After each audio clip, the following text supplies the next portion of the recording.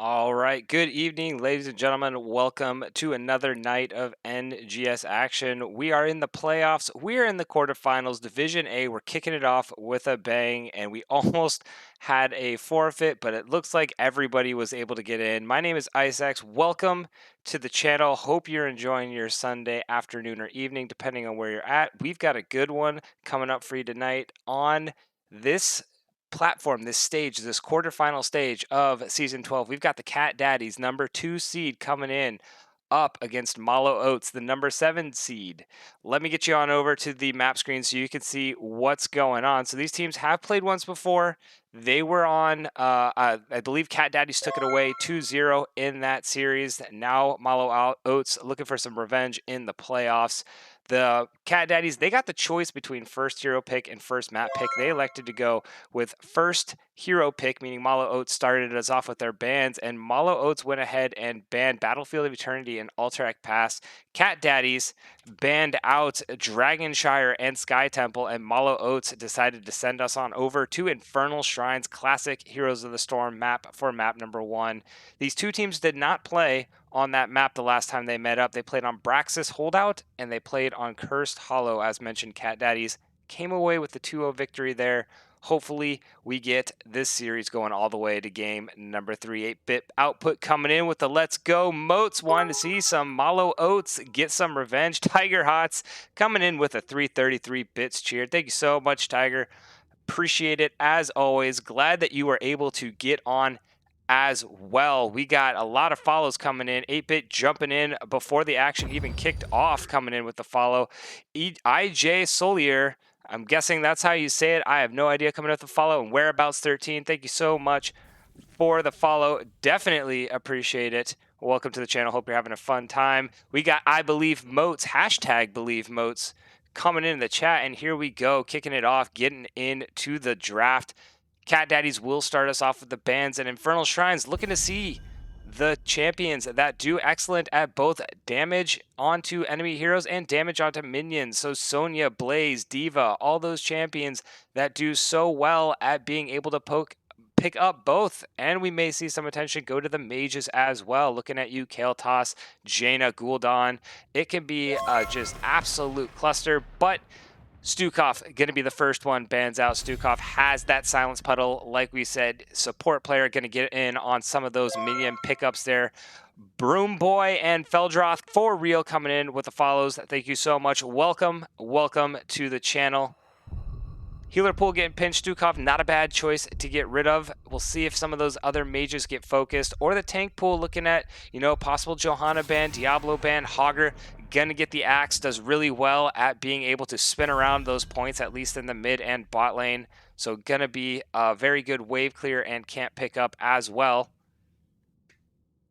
Absolutely not how you say it. You gotta give me this phonetically then. Is it Idsolar?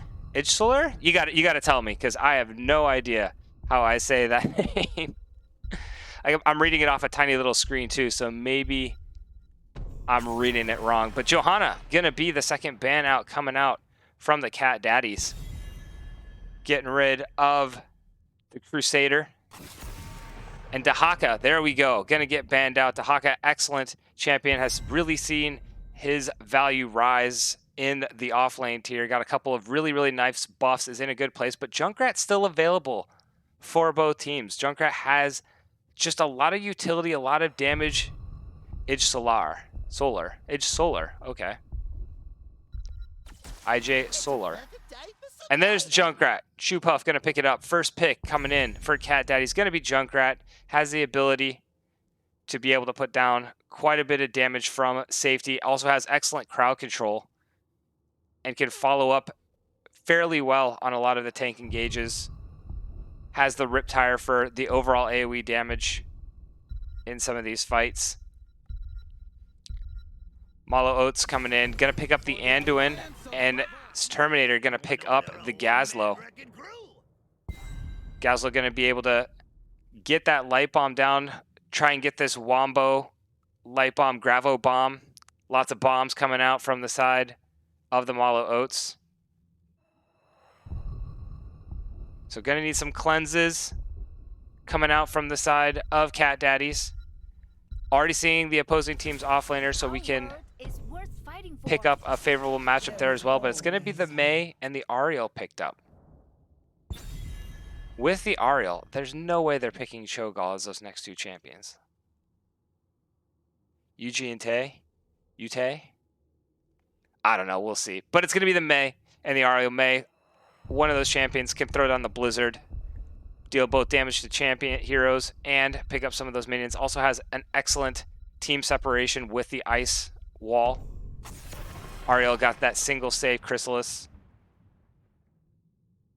Vala going to be banned out from the side of the Mallow Oats. And now we're seeing what Cat Daddies will get out here. Are they going to try and disrupt that Wombo combo? Get a little bit more. They're going to go get rid of a Nubrak. Don't want to see even more crowd control coming out with the Impale the Burrow. With the Nubrak ban? No, they're not gonna. Diablo gonna come out from Dirk and Maev. So we are committing. This is a really nasty wombo coming out from the Mallow Oats once they get to 10. Looking at the Warden's Cage, APOC, Grab Bomb, Light Bomb combo can just really lock them down, and then just need to pick some damage. Really any damage will do to put down on top of all that.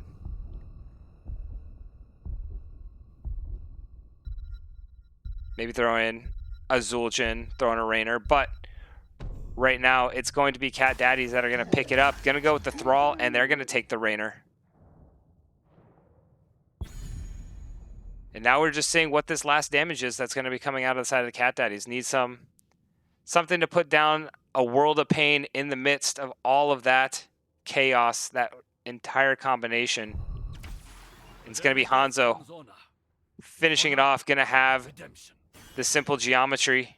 Throw down the scattering arrow, throw down a dragon striker, a dragon arrow. Really depends on how they want the initiation to go, and if they're fully committing to the wombo, or if they want a little bit more utility with their engages, picking up the dragon arrow. But ultimately, both teams gonna scrap it out for sure over a lot of these, especially post 10. Both these teams gonna be looking to fight. Junkrat gonna be able to get a lot of split pushing pressure. But ultimately, this team's gonna throw it down over some of these Punishers here. We'll go ahead and get you all into the loading screen. I'm going to jump off the screen real quick and get this ready for game number 1. It has been a hot second since I've been able to cast. I do apologize. I was planning on getting a lot in this season and then just got really busy these last couple weeks.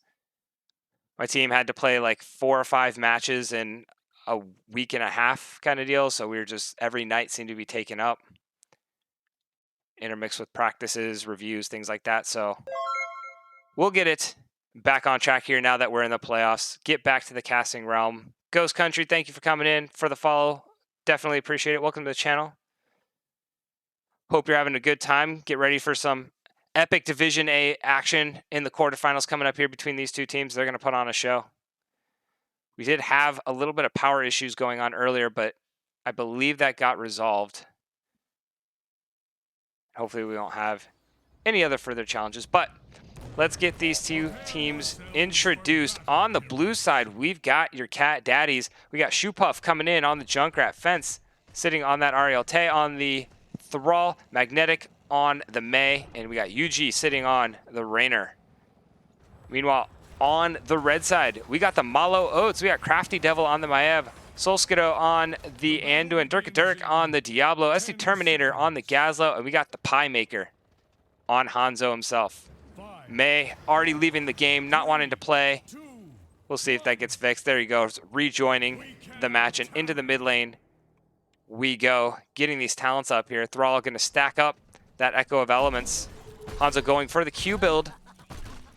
Going to try and put a lot of damage down with that poke. Going to have to hit it onto all 5 heroes, so going to try and get that stacking as early as he can. But that's about it for the stacking quest so far. Rainer going to attempt to get some of that Exterminator going off, but Maev, excuse me, already going in. We got a stun onto the Junkrat, and everybody kind of doing some damage and backing off. Looking like Mallow Oats got the better exchange so far, but Hanzo getting rooted out by the Junkrat. Gonna take a little bit of damage trying to get those stacks, but Thrall able to get 3 stacks so far. Maiev gonna try and get a tether, pull him in, give Hanzo a couple more stacks. Diablo not looking for a fight quite yet.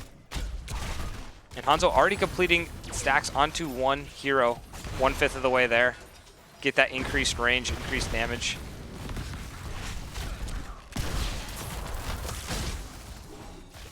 Both these teams, Maiev gonna go try and soak up that mid lane. Everybody else sitting in the bot.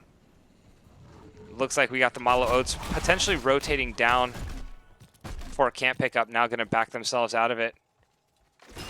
And top lane, Gazlowe versus Thrall. Both have sustain, both have damage, but Thrall has the ability to get in close with the move speed.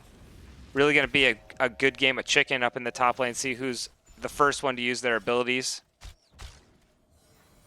Mallow Oats going ahead and picking up their own camp. Cat Daddies doing the exact same.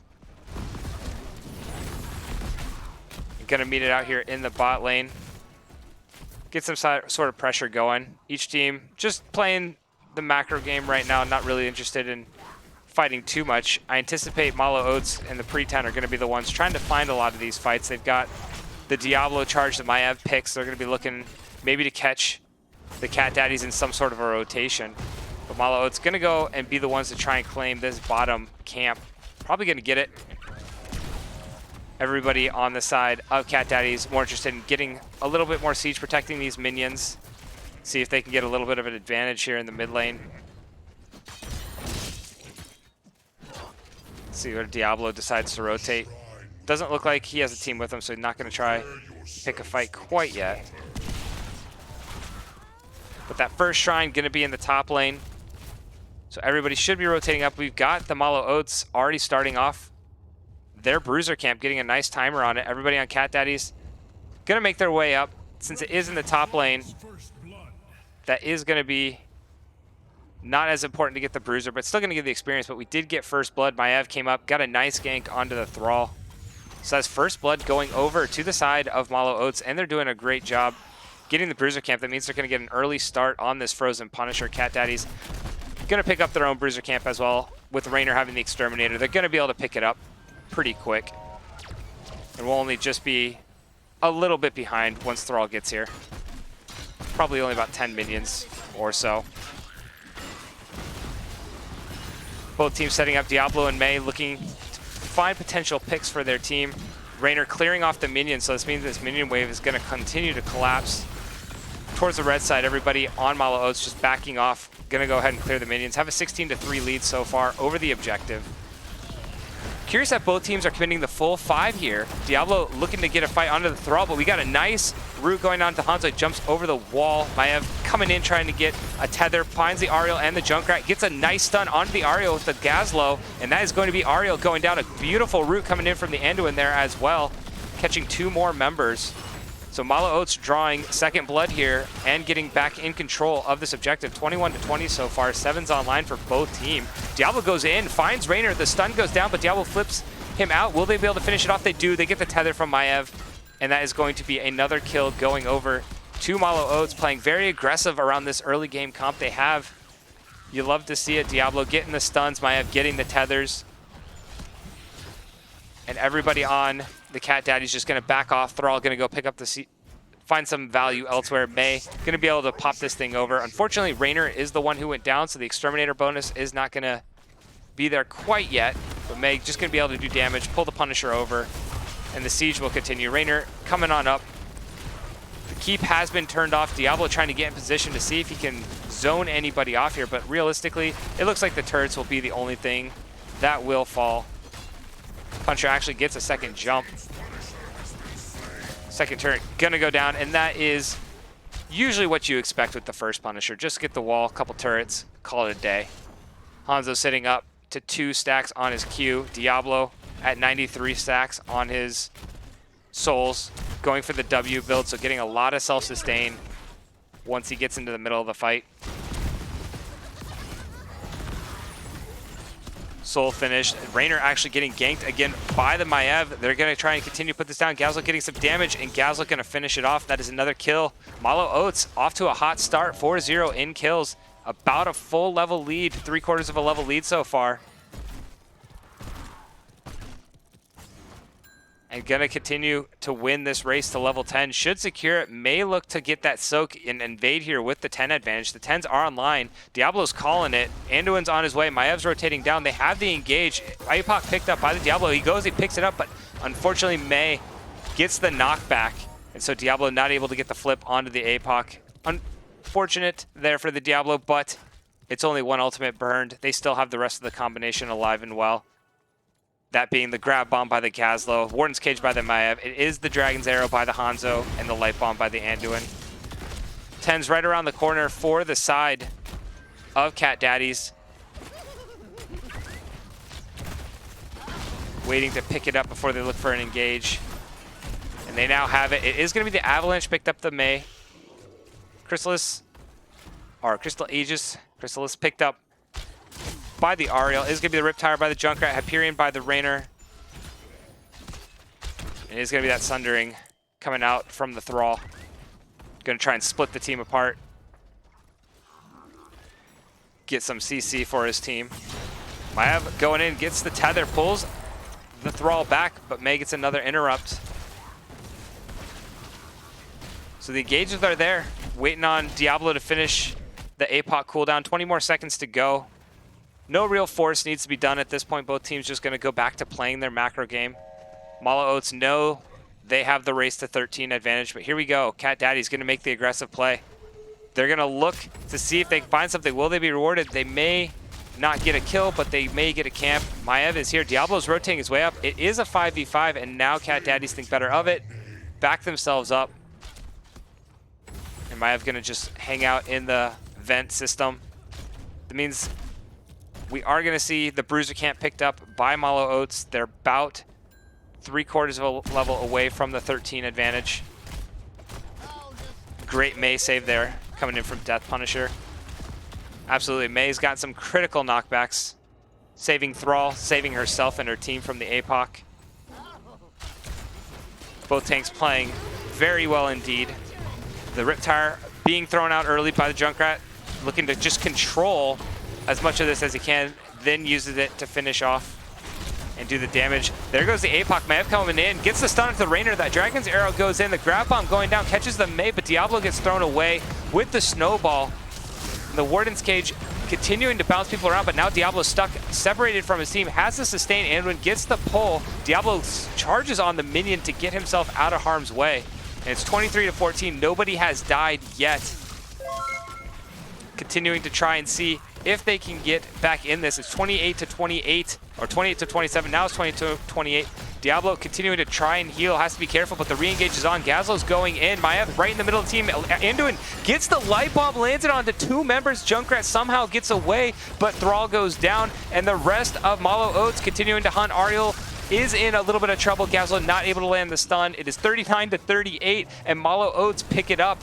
Able to get the kill as well, 5-0, and they get the second Punisher. Big light bomb coming in. Diablo was able to position himself very, very well. Gets the follow-up stun. May pops the passive here. Junkrat throws out the Riptire just to zone everybody away. And the pings go down to assist the Punisher. We'll get a second jump out of this Arcane Punisher, but Diablo gets rooted, gets knocked back actually, so he can't get the follow-up. Rainer gets the Crystallis from the Ariel. May goes down, Rainer is rooted, but a big Sundering coming out from the Thrall. Make sure there is no follow-up. So only one to fall so far. This mid fort will go down. Maev looking to land the tether, but Junkrat has the grenade there. We'll be able to get everybody back to safety. So far, Mallow Oats, 6-0 in kill, coming out big here in the quarterfinals. Huge light bomb coming in from Gigglesmack. Absolutely. Massive light bomb coming in from the Anduin there. Great positioning from the team. It got 2. It very well was just a couple of pixels away from getting 4. But Mallow Oats, you know, they still haven't completely landed the entire combo the way they want to. They gotten close a couple times, just a couple of ultimates off here or there, but man, even with just getting a couple of these ultimates in sync, there they go. Rainer Diablo trying to find again. They catch the Rainer. The Crystal Age just goes out. Raynor able to survive through it. And that will be it. Just the APOC burn so far for two ultimates, excuse me. Sundering was coming up off of cooldown. So it's a 1-for-2 trade. Diablo will take that. And now we're going to see if Mallow Oats try to play around this cooldown. Ariel, 60-second cooldown on the Crystal Aegis. Gazlowe on the rotation down. Got a nice push in the mid lane, or in the top lane, excuse me. Now rotating himself down. Shoepuff and Magnetic trying to pick off this camp. But Diablo wanting to get the hunt. The Dragon Arrow comes in, hits onto 3 members. The Grab Bomb comes in as well. Catches onto Shoe, but the Light Bomb will not hit. May gets back, but she does not land. The Avalanche sitting very low in the backline. Gets the stun actually onto the Hanzo, but Anduin able to pull it out. 1 kill goes down, but Thrall somehow sneaks out of that Warden's cage. Kind of just towing the line between 2 Wardens there and gets himself out. And so it will only be 1 kill. But look at this, a 2-level lead coming in for Mallow Oats. 7-0 in kills. And playing Infernal Shrines very well, getting good rotations, good picks, winning the ultimate battle, trading 1 ultimate for 2, and Hanzo landing a critical Dragon Arrow there. Stun onto 3 members to allow them to cause chaos for the backline of the Cat Daddies and ultimately getting the pick. The Cat Daddies, you know, even though they're 2 levels behind, they've only lost 1 structure. They're very much in this game as long as they get back on that even talent tier. They're doing very well. Ariel is just on point with these Crystal Aegises. Agi. And gonna be able to, you know, one critical Crystal Aegis on the right target, making the entire combo ineffective, could really turn the tide back in favor of the Cat Daddies. So we'll see how this one decides to play out over this 3rd protector. Thrall and Gazlowe still scrapping it out up in the top lane. Thrall on his way down. Gazlowe saying, hey guys, I'm not ready yet, but it's already a 20-0 pickup on these minions. 27-0. Diablo actually gets the knockback, throws the Riptire into May. Says, here you go. Trying to keep it away from his Hanzo and Anduin. But look at that, 29-9 so far.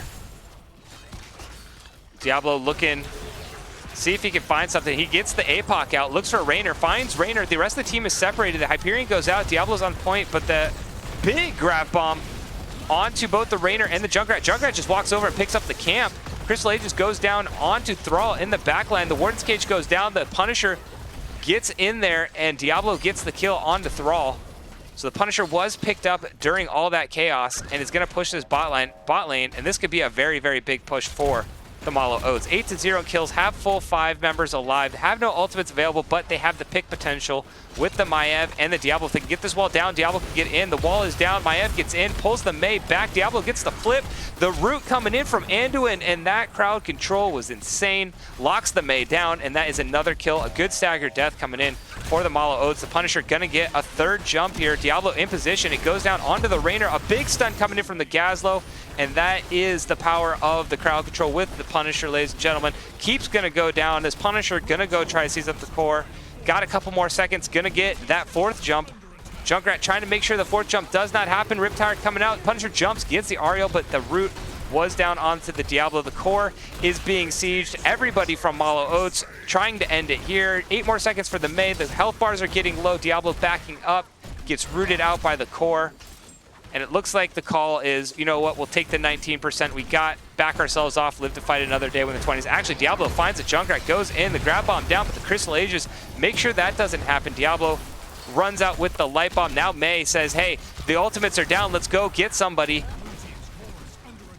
But with the core under pressure, nobody able to follow up, and the Cat Daddies not able to get the kill. So Mallow Oats getting away, gonna go play the macro game.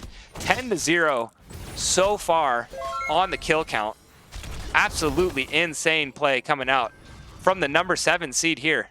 Mallow Oats don't want their season to end. Want to go on in these playoffs in game number 1. Cat Daddies going up, pushing this top lane. Seeing what they can find.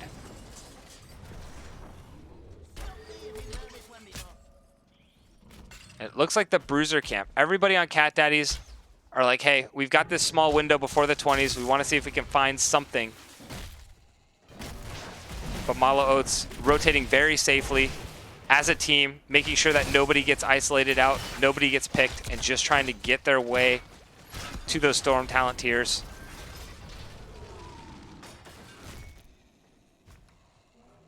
Looking at some of these things, Hanzo has finished the Q quest as expected. Thrall also able to finish off his level 1 quest. Junkrat at 144 on the Taste for Explosion. Trying to get all the way up to that 40%.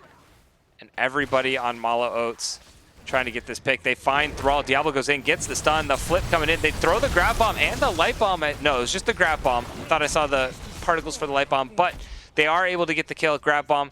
Pretty short cooldown, just a 60-second cooldown. Should be up before, well, right around the time Thrall gets back up. So they've got the 5v4, and they're going to get the camp steal as well. Still have a majority of the combo left. The Warden's Cage, APOC, Dragon Arrow. And the siege is afoot here on this top keep. The wall is down. Diablo is looking. Caslow getting that annoying 20. Ooh, the find onto Shoe Puff. Look at the damage, but the Crystal Age is timed perfectly. Will Junkrat get away? Diablo's chasing, and the distortion keeps him away. The Hyperion is going to zone everybody else off. Dirk getting pretty low, but tanky Diablo's tanky. That W build keeping him alive. Anduin getting the critical pull. And oh my gosh, what a shot by the Hanzo there. Q damage coming in, almost max range, gets the kill. Junkrat goes down. This is an actually really dangerous situation. The grab bomb goes down. They catch the Rainer. Dirk continue to go in. Knows he has the Black Soulstone if he needs it, but they actually get the kill onto Diablo. Maiev trying to get in, finds the tether onto the Rainer. Hanzo walking up to him, see if he can finish him off, but Ariel is able to heal him up. And so far, it is a 1 for, quarter trade. Diablo is alive. He's just going to be in baby Diablo form for a little while. But that will secure this next objective for the side of Mallow Oats, the 4th pickup, and this one could spell trouble. The keep wall is already fallen, so this Frozen Punisher going to be able to turn things off. Almost all ultimates will be online. Grab Bomb should be online. I wonder if they're going to just 39 this and wait for the ultimates to come back online, or if they'll just pick it up right away. They are going to pick it up. Only ultimate that won't be online will be the Dragon Arrow, but it should be back up by the time the Punisher gets up to the keep wall. Yeah, it's going to be up. So here we go. Big play coming in for both sides. 20's almost there for the side of the Cat Daddies. Rainer going to go down, see if he can get that last little bit of soak. Everybody backing off. There are the 20's picked up by the side of the Cat Daddies. Diablo gonna try and go in and find the Mei. Does get the stun on the Mei. The Dragon Arrow goes down, but the Crystal Aegis is popped as well. Diablo not as tanky. The Light Bomb, he is not able to get in position. He only gets the Mei. Ariel was very close, but that 4-man avalanche is absolutely huge. Mei coming in with a huge play there. The keep is continuing to fall. The Punisher was able to turn it off, but she saved probably a lot more. Actually, you might have going in, gets the tether onto the Thrall, so the Thrall will fall. And it will be 1 kill. Everybody on Mallow Oats looking like they may want to finish, have the 5v4. Diablo needs to get healthy again. Mei looking to get back in. The root goes down. He uses the teleport to get himself to safety. Maiev getting the double jump and the pull from Anduin. The chase is on, but Anduin able to get the root. Mei not ready to give this one up quite yet. We got some siege minions coming in the bot lane. Ariel on the way back to deal with them. And if they see the Ariel, they can look to engage. They do. They find the Rainer, looking for the Mei as well. Maiev going out, looking for the tether. I believe the tether has already been thrown out, so maybe on cooldown. Gonna flip herself away. But that's 2 kills. Dragon Arrow, oh, barely misses, but Hanzo has play of the game, so he's gonna get back in there. Diablo gets a big stun. It interrupts the Mei slide. Mei using the passive to negate all that crowd control. And the tether comes down from Maiev, pulls Mei back. Unfortunately, pulled it out of the way of Anduin. Ariel now the target. Going to continue to siege on, but Gazlo getting fairly low, and Ariel able to bait the Gazlo in. And now the counter engages on. Cat Daddies get 1, they get 2. They continue. Junkrat all the way in the bottom. 3, 4, 5, 4. Maiev is the last one, but those are long death timers. And this is almost everybody alive. Cat Daddies showing some signs of life here in the late game. And you have to go back and see, give credit to the Mei with that avalanche. May have caused this entire thing to happen. The core is continuing to get siege. It's down to 61, but Ariel there to finish it off. Mayav gonna have to go get herself healthy. But Cat Daddies backs up against the wall, not going down without a fight, gets a few licks in of their own, and now gonna start to try and play their macro game and see if they can get some relief in some of these side lanes. Gonna go over and try get a steal of the opponent's bruiser camp as well. Siege up this top lane.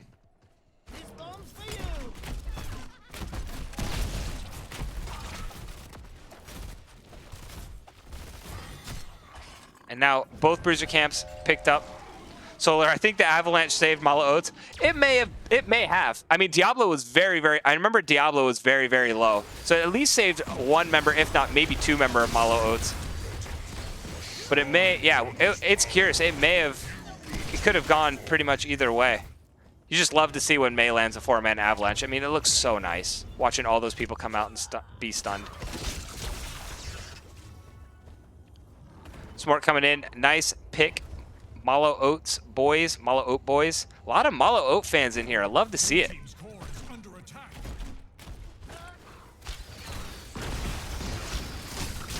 Mallow Oats gonna go see if they can make it 5 for 5 on the Punishers.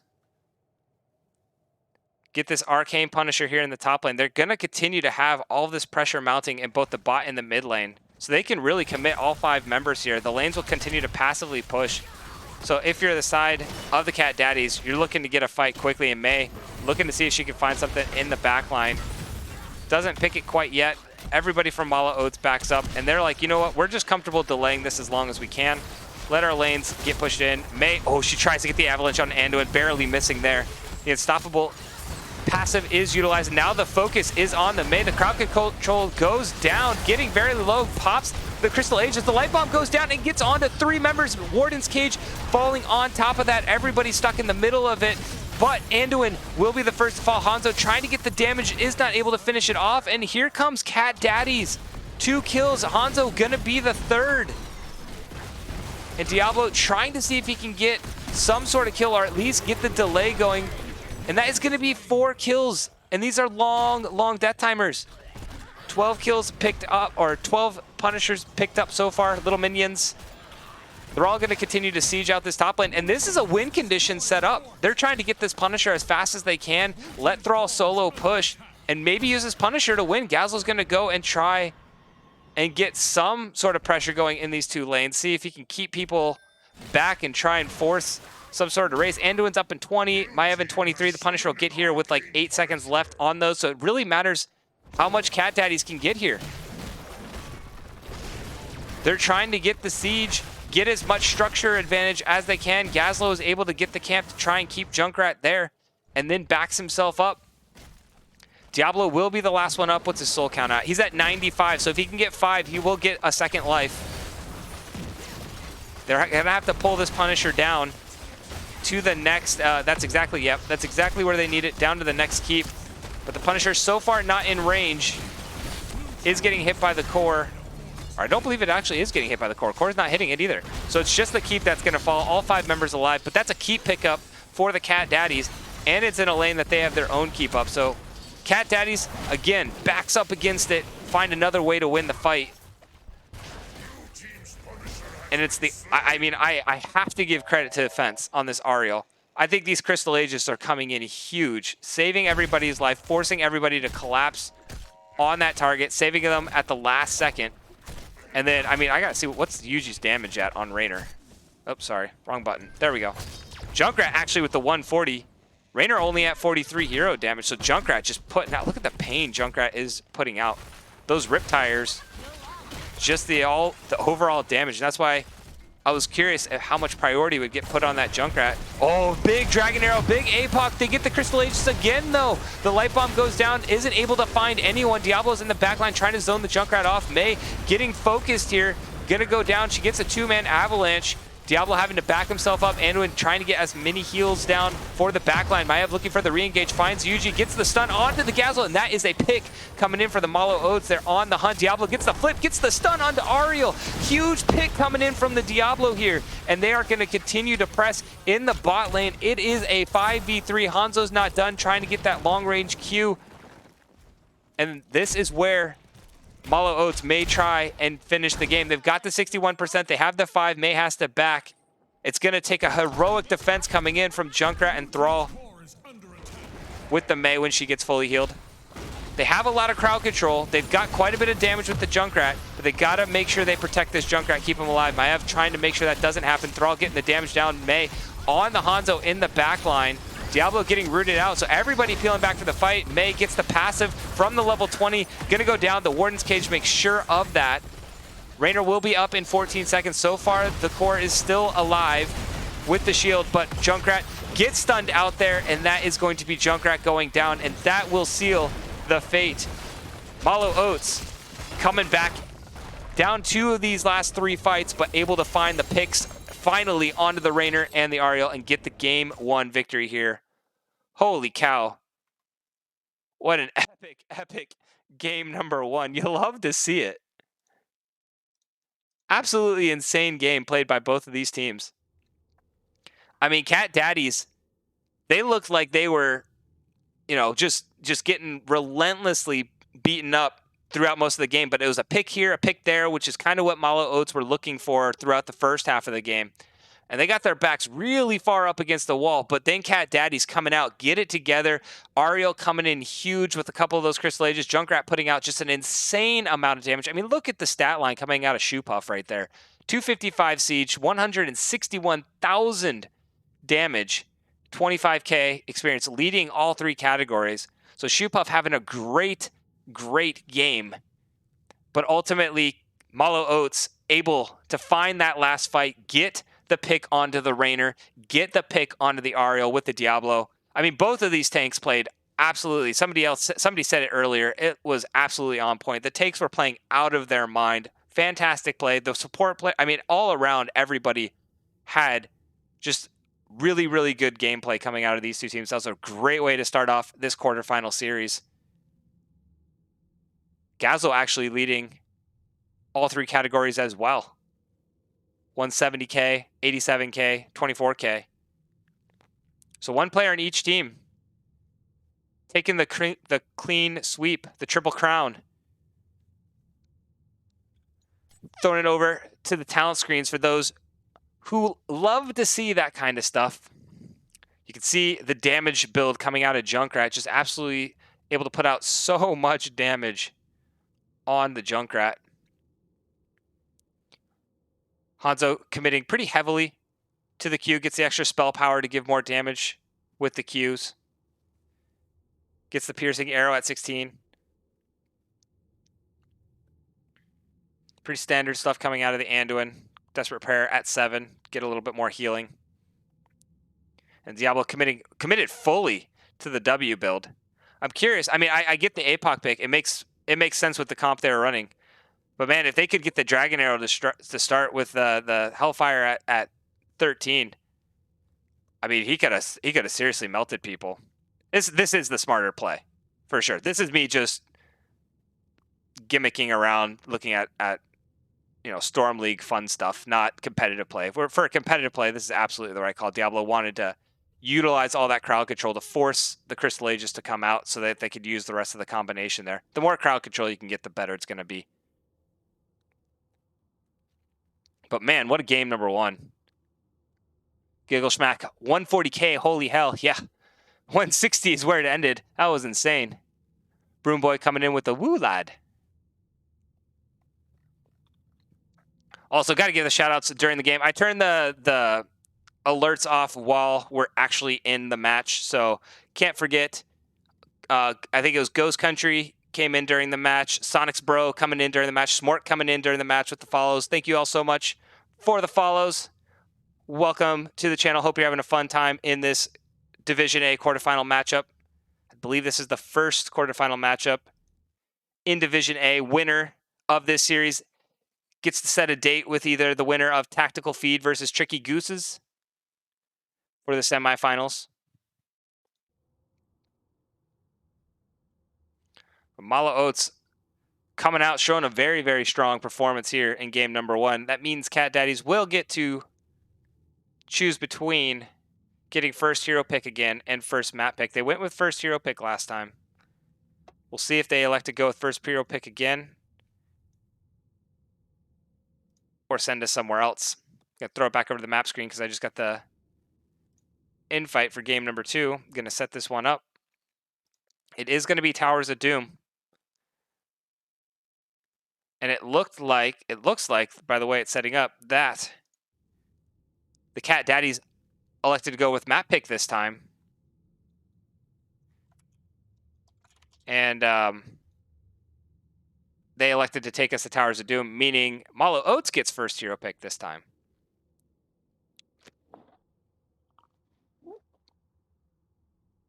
Oh, Broom Boys just posted. Nah, Tactical Feed won. I just haven't reported it yet. All right, we'll get on it. All right, so Tactical Feed won the series, beating Tricky Gooses out. So that means the winner of this game gets a date with Tactical Feed. So Tactical Feed in here, maybe doing a little bit of scouting, getting ready for that game number 3, or sorry, semifinal match. What am I talking about? I'm just so hyped that this may go to a game number 3. I'm ready for this series to go the distance. But hope everybody's having a fantastic Sunday evening. We're expecting to get a lot of rain here in Southern California, which we haven't had in forever, so that's exciting. Those in NorCal, if anybody in chat's from NorCal, maybe getting slammed right now, from what I've heard. I don't know. I don't have the Giants, or not the Giants, the 49ers and the Colts game on right now, but I'm wondering how that one is playing out in San Francisco with the rain.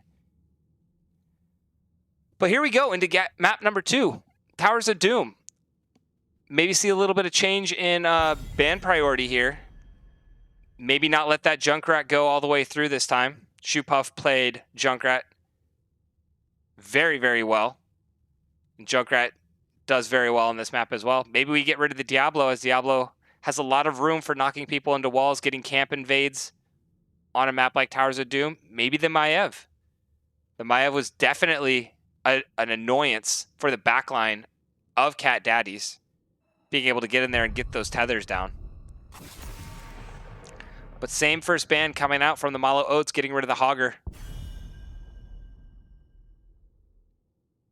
Don't want to see the Crazy Knoll on Towers of Doom. And it's going to be the Stukov again. So far, same stuff. Second verse.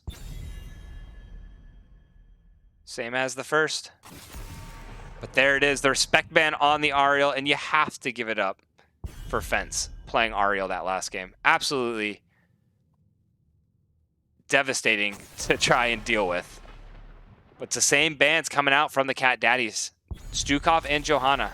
And that means Dahaka is available since it was not banned. That was the second ban that came out of Mallow Oats. And so they're going to take it, and Terminator going to run around on the Primal Zerg.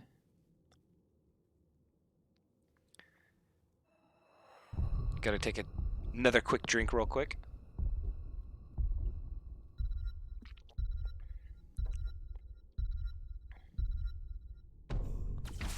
And it's going to be the Lucio and Nubarak pickup coming out. So Nubarak was banned. I believe it was actually banned by Cat Daddies as their third ban last match. Now going to take it here. Nubarak going to be able to provide some of that siege and some of those critical engages. A lot of crowd control. Lucio, Fence, going to be able to play with the high five, get the unstoppables going. Will we see Diablo picked up? Diablo does very well at the Lucio, but they're going to hold on to their tank pick and take the Li Ming Anduin. So Solskjaer going to run the Anduin yet again.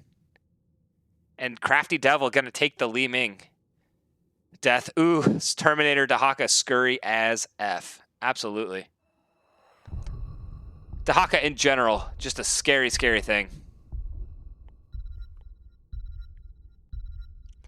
See if they decide to get rid of the Diablo. Gonna get rid of the Garrosh. Don't want to see the crazy orc coming out, throwing people around. Pretty good counter to the Nubrak too. If a Nubrak has to be a lot more careful with his burrow. If he uses it, Garrosh can just throw him into the back line now. He doesn't have an oh no button. And Zool going to be banned out by the side of Mallow Oats. Don't want to see the Skeleton King pushing those lanes down with that scythe. 2 more picks coming in for the side of Cat Daddies. Looking for the offlaner, going to be the Sonya. Looking for some damage here. Going to be the Kale Toss.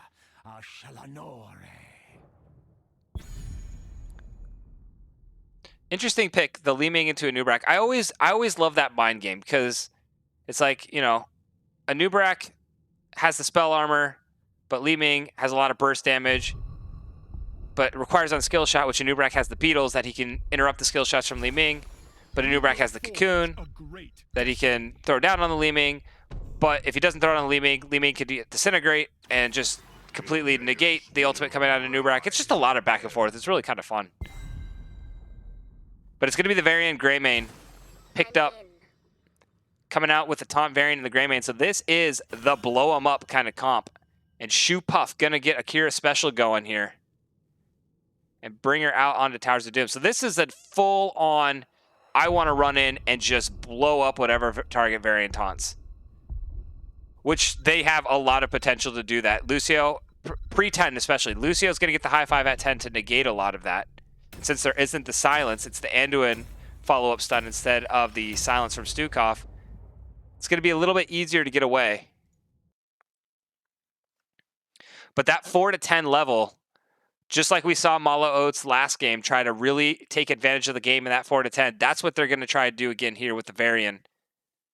That post 10 though, once Kira starts popping off, I mean, I really, really like the composition coming out of Cat Daddies for the post 10. We'll see what Dahaka can do. If Dahaka can really get into that backline and just bully around the Lucio and the Kale Toss, we may be able to see everybody from Mallow Oats be okay. But if Dahaka can't get back there, this is a really scary full-on engage with the leap, the burrow, the Kira jumping in. Cat Daddies pulling out a comp, trying to send this all the way to a game 3. Don't want their season to end here. Mallow Oats trying to send this to a 2-0 and set a date with Tactical Feed in the semifinals. But let's get these two teams introduced for game number 2. On the blue side, we got the Cat Daddies. We got Shoe Puff on the Kira. We got Fence on the Lucio. Tay on that Sonya. We got Yuji on the Kale Toss and Magnetic on the Nubrak. Meanwhile, on the red side, we've got the Mallow Oats. We got Crafty Devil on the Li Ming. Terminator on the Dahaka, the Pie Maker sitting on that Greymane. Dirk on the Varian, and we got Solskido on that Anduin.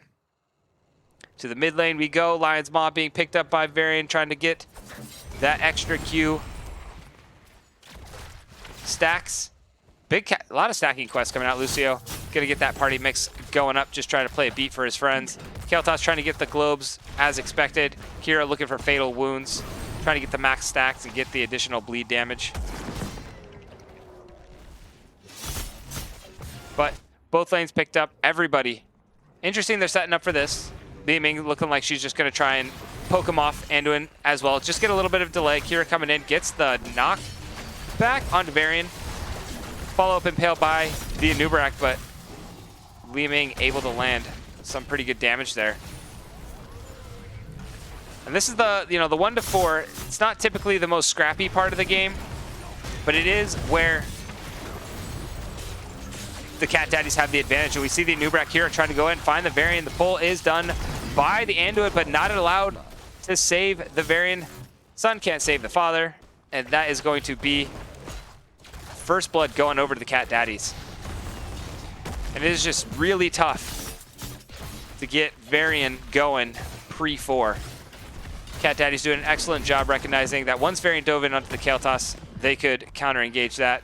And now looking for an aggressive camp invade. They've got the camp invade red. Varian's coming in, but they know they have, again, the Varian pretty much under control. Greymane trying to get away here, make sure that won't happen. Gets a ton of damage down, and that is going to be second blood going over to the Cat Daddies. Gonna get the camp steal as well. Shoe Puff getting low, will get traded away. Dahaka is now in, trying to get the tongue, but does not find it. Instead, burrows himself under. The minions gonna come through. Pumpkins trying to get the defense. Not gonna do it. Both Pumpkins get in, but the third one gonna get interrupted by Dahaka. But more importantly, Sonya gonna continue to get the soak and the lanes pushing. Get that experience lead, and it's already a full level. A Nubrak getting the burrow in, finds Varian, and that is another kill going over to the Cat Daddies. 3-1 in kills so far. 4 is not quite online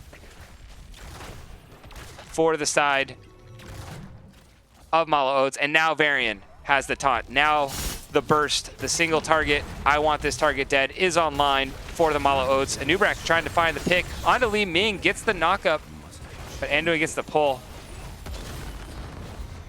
And that will save Li Ming. The siege has already pretty much destroyed this entire front, so bot lane priority going over to the side of Cat Daddies. Solar coming in. I really like Mallow Oats draft, provide the Greymane enters Worgen form safely. Absolutely. The taunt going down onto the Kira, the damage to follow. Greymane gets in and is able to get the kill there, and there comes the single target burst. Taunt up in 5 more seconds, but we get the Q onto Yuji. So far, it is a 1-for-1 trade. Li Ming gonna get the second one. So the kills down to 3-2. Experience starting to close here. Taunt online for Varian, finds the Lucio, gets the taunt, but Li Ming already throws out one orb. The kill is secured by Anduin. Had it not killed him, it would have stunned him. So able to get the kill regardless. And now this is where Mallow Oats have the advantage. The level 4 Varian is strong, gets the taunt down onto the Kira, trying to save Anduin, but unable to do so. Everybody's so low. A Nubrak trying to get in here. Varian actually turn around because Dahaka has arrived, but the beautiful gravity lapse by the Kael'thas, able to get the Dahaka. And Sonya just going back to the double soaking game. Hasn't left it. It's working for her. Gonna keep the team ahead in the experience. 4-3 in kills so far. 1-for-1 by both those teams. Tactical reporting coming in from 8-put. I love it. Third camp pickup being done by the side of Cat Daddies, and they're looking to get another invade again. Gonna be a little harder this time with the taunt available out of the Varian.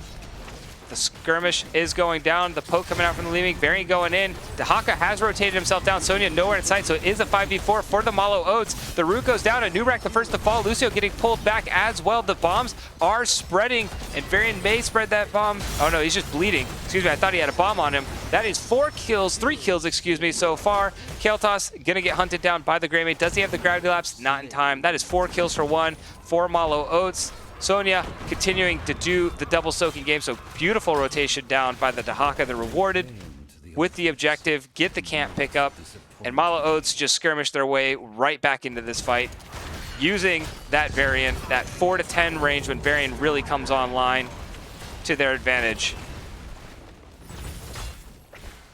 10's right around the corner for the Mallow Oats.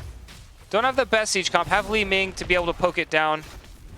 Maybe use a Greymane to throw a cocktail every once in a while, but outside of that, really looking to just get some picks, trying to see if they can get one onto Sonya here. 10's now online, the rest of the 10 pickups. It's going to be the Curse Bullet by the Greymane, the Wave of Force picked up by the Li Ming, parried by the Varian. Is going to be the isolation from the Dahaka, and Anduin still holding on. Maybe holding on to 10 to see what they go, because if they go a full engage, he may elect to go for the salvation. But we get the taunt going in. It is going to be the light bomb. Just picks it up and drops it down onto Varian immediately. And that is going to be an absolutely disgusting kill onto the Kira. The blow-up comp is real.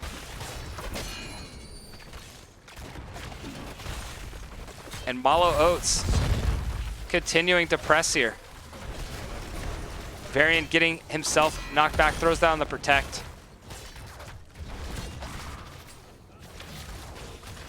Li Ming able to get that well killed, but the Phoenix coming out. 10's have arrived. The 10 pickups coming out from Cat Daddies. It is the Phoenix by the Kael'thas. It is going to be the high five from the Lucio, leap from the Sonya, and here we go. They got a good rotation. They're looking for the fight. Nubrak goes in. He has the cocoon available. The leap is available as well. Sonya waiting, looking for that perfect leap. Varian goes under. Sonya holding, now leaps onto the back line. The Kira trying to get the follow-up. And will they be able to get the Greymane? They do. They get the Greymane. So 1 kill so far going over to Cat Daddies. They got the combo they were looking for. And that is a kill going over. Cat Daddies getting themselves right back in this game. Gonna go ahead and pick up the objective. Kira, as we all saw, went with the unrelenting strikes there. Has to wind up, but when it is able to be fully channeled, it's a big damage and a big stun coming out. Couldn't see quite if it landed onto the targets that Sonya stunned, but it did put down quite a bit of damage. We do have another 5v5. The ultimates are down. All of them are up for the side of Mallow Oats. We do see a Nubrak just getting absolutely shredded. The curse bullet hitting. Varian standing on top. Has the light bomb. Gets the stun onto the Kale Toss. The unstoppable from the high five is popped. There goes the strikes down from Kira. Sonya jumping in, has the ultimate available. Everybody's bleeding for the Kira, but nobody is falling yet. Anduin trying to keep everybody fully healed. Sonya gonna fall as well, and that is 3 kills to none picked up so far by the Mallow Oats. Cat Daddies did get all those pumpkins to run in and got some pretty good structure damage there. But Mallow Oats able to get the 3 kills themselves. They're gonna continue to press in this bot lane. See if they can get the ultimate reward of this bot lane fort. Nubrak coming down, looking like he's trying to get a flank. Not all the damage is here. It's got Kale Toss and Kira. Nubrak gonna just back himself off so far. Now has the cavalry, but electing not to pick the fight. They did save the fort. Double altar phase coming online. Dahaka and Sonya just waiting to get the call in. 13s are online for the side of Mallow Oats. They have the talent advantage here. They're going to be looking to pick the fight. Varian goes in, doesn't throw the taunt down, just gets a Q down onto the Nubrak, Leeming throwing some poke damage. The Phoenix was burned by the Kale Toss. Dahaka trying to get the channel, but Kira finds the hook onto Varian. I believe that was the burrow used by the Nubrak. Dahaka kind of in the wrong zip code at the moment. Gets thrown up by the gravity lapse. The light bomb goes down. He catches the Kale Toss. Varian goes in, but the unstoppable there, so the taunt can't go off. He taunts the Kira instead, interrupting the ultimate, and that is going to be the Kira going down. Sonya was able to get the channel off, so that is 4 shots going over for the Cat Daddies, but that is a kill. It's going to be a 4-for-4 trade here, and the siege is going to continue here in the bot lane. Li Ming trying to get some more of this poke damage down, getting a little low on the resources. Gonna try and get some more mana with those globes. But Mallow Oats gonna be able to pick off this bottom fort. The ultimate prize on Towers of Doom, leading the game 28-24 so far. Doing an excellent job with their rotation. Dahaka's gonna go back, and now they are on the aggression for the camp invades. Tell you what, Cat Daddies, if they can stall this out to level 20, though, I've been looking at these two teams. With the rewind out of a Nubrak, oh, Varian goes in, big damage goes down, the curse bullet on to the Nubrak, the light bomb going out, but does not hit. Nubrak was able to get himself away with the burrow. But if Cat Daddies get themselves to level 20, which based off these first few altars may not be too challenging. Oh, a huge root coming in from the Anduin there, catches the Kale Toss. Another pick coming in for the Mallow Oats. Nubrak trying to just keep these pumpkins right where they are, see if they can get a kill onto them. Varian goes in, the cocoon goes down to try and save his life, but Greymane gets that last fadeaway shot. Gets the kill onto a Nubrak, the stagger goes off. And Mallow Oats, 14-5 in kills so far.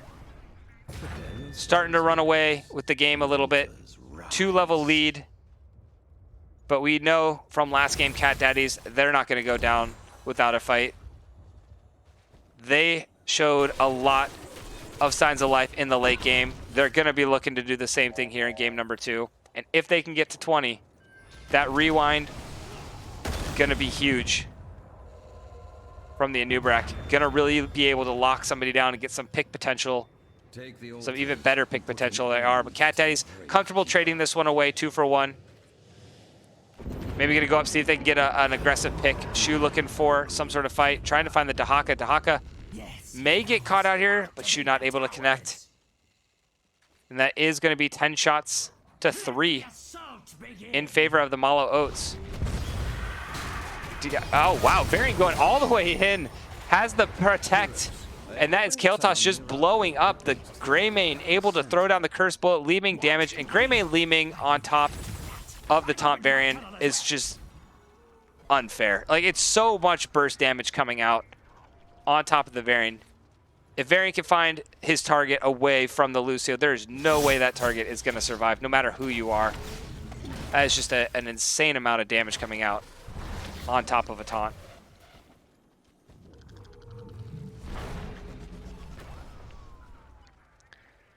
Cat Daddy Sonya gets the top camp, trying to get some relief in some of these lanes, continuing to try to soak. They are on even talent tiers now. Kael'thas is alive. This might be where they try and pick a fight. The camp is being invaded. Sonya is in position. Dahaka can burrow himself in, but they just can't get themselves in position quite fast enough.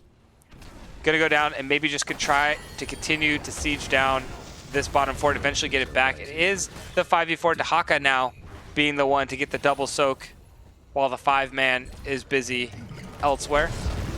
Sonya did that for the first 10 levels. Dahaka now doing it for the second 10.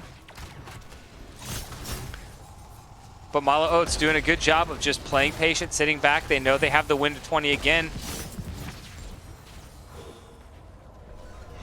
And we've got a double altar phase coming up. May just be Mallow Oats probably going to be perfectly content doing a gentleman's agreement here. Trade 1 for 1.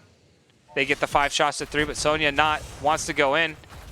And this is Cat Daddies being the aggressors here. They've got everybody. Lucio already gets the channel off, trying to get in. Oh, a huge knockup from the Anubarak, followed up by the Kira. And that is a big kill onto the Anduin. Sonya lands a massive leap too, gets his 2-man stun. And here come Cat Daddies. Back in it, gonna be able to knock up this Varian, get another kill. 2 kills going over to the Cat Daddies, and they are rewarded. The aggressive play pays off. Trying to make things happen before the 20s come online, and Cat Daddies slowly getting themselves back in it. 3 shots going down onto the core. May try to pick up the boss or just look to get some sort of play here, but Kira gets pulled back. The damage is here. They could blow the Kira up, but the rotation is down, and the pause comes out. Greymane disconnects. And so Mallow Oats has to use a pause and get Greymane back into this game. But holy cow, this game, this whole series is so exciting. We're seeing it again out of the Cat Daddies. They're looking like they're trying to make another late game push. 11-19 is currently the score on the core shots. The boss is available. We've got everybody set up. We're getting the readies coming back. It looked like it was just a brief disconnect. So we'll get a countdown going here shortly, get you back into this game. It was only a brief interruption. Pardon the brief interruption. Countdown coming through. Or at least both teams giving the ready. I thought that would get the countdown going. But man, it is absolutely spicy back and forth between these two teams right now.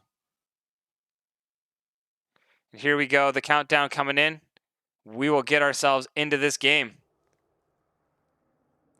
And the camp invade. Oh, that's me.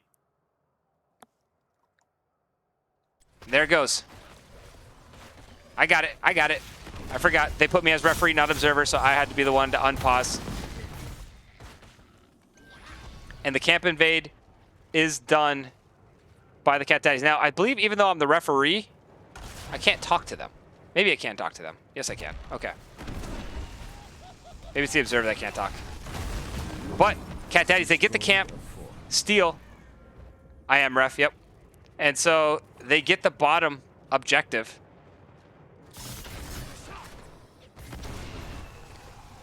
And this is Cat Daddies now flipping the map. What was 5-3 in favor of Mallow Oats is now 5-3 in favor of Cat Daddies. Mallow Oats going to go ahead and just try and siege this up. But look at that experience gap. It was a 2-level lead, and now it is shrunk down to just a quarter of a level. And here comes the Cat Daddies trying to get a flank. but not able to find it. Both teams barely away from level 20s. They're both going to hit their 20s, and we are going to have a absolutely massive fight over this next bottom objective. Sonya has to get down and get ready. She's going to clear out this top lane, get the 20s for her own team. Sonya is upgrading the leap at 20, so she's going to get the crater. So going to be able to pin people down in that, and Nubrak gets the rewind. Kael'thas has the increased flame strike range, so he's going to be able to stay a lot safer here from this Varian. And here we go.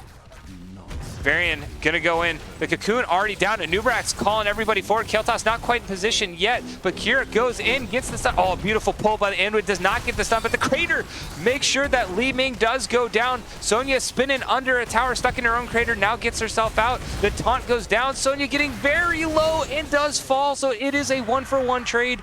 Phoenix gets thrown out as well. Varian not quite done. The Li Ming is down, but so is the Sonya. Kira, this is where Kira wants to shine. She's got a lower skirmish kind of fight. She's wanting to get into that back line there. Varian tries to find the Anubrak, gets the taunt. Kira trying to get herself in position, doing damage onto the Tahaka so far. I'm trying to keep my eye on her as much as I can because she's getting in, gets the Greymane, and here comes the ultimate, catches the Greymane and the Tahaka in that, or the Varian, excuse me, and look at the damage coming out. Kira coming out with a huge play, and that is Shoepuff getting the objective for his team. And that is going to be Cat Daddies getting 5 shots in their favor, 11-14.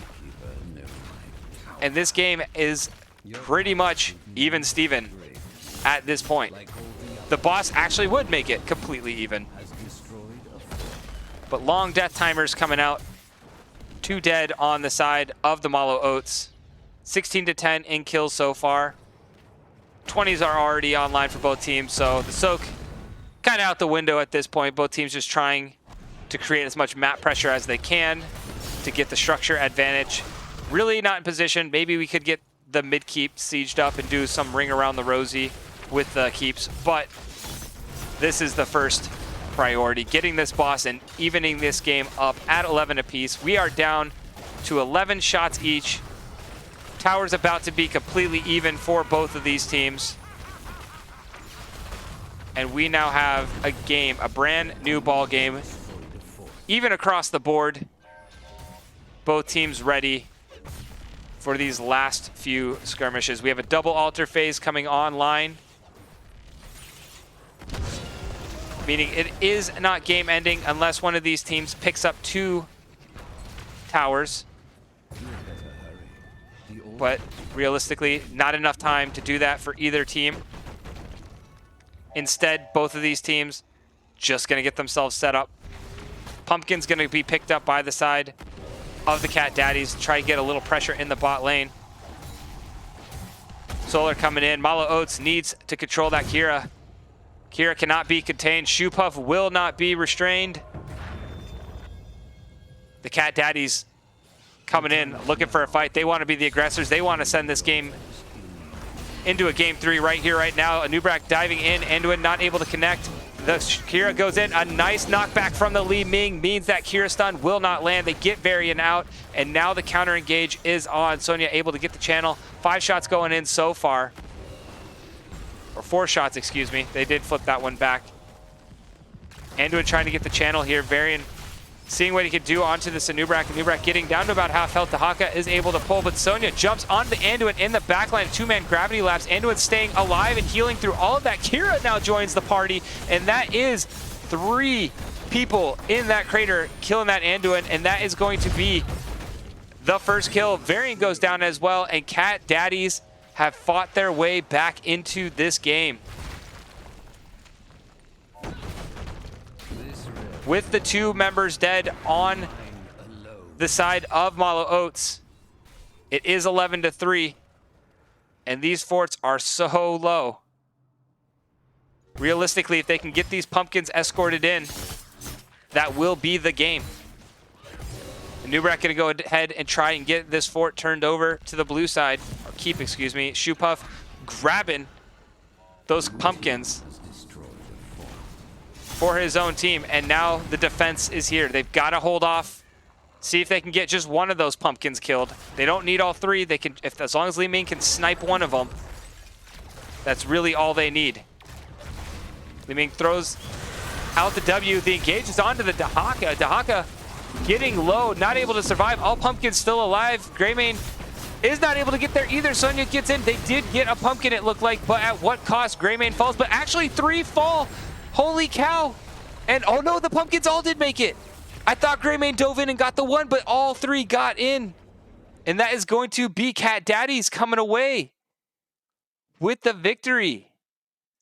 In all of that chaos, I thought I saw a pumpkin go down and there was just 2 remaining, but it was all 3. One had to survive with just no health at all. I'm watching the replay on my own stream, trying to see how low a health that pumpkin got.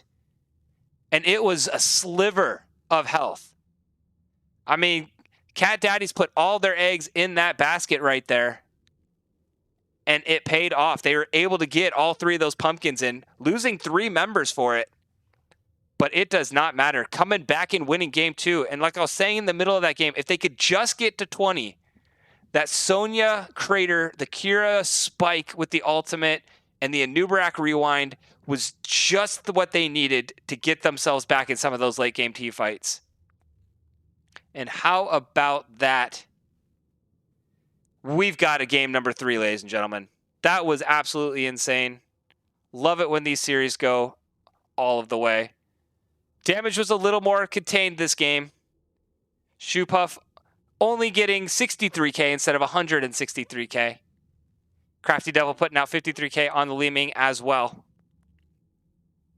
But man, you saw, I mean, this was a great series to see how the team compositions got online at specific points in their talent tier. You saw Cat Daddies come out with a very hot start, getting the 3 kills, getting the double invades, doing so much work before the level 4 came online. Once the level 4 came online, Varian got the team under control, regrouped. They kind of just dominated that game from level 4 until like level 18.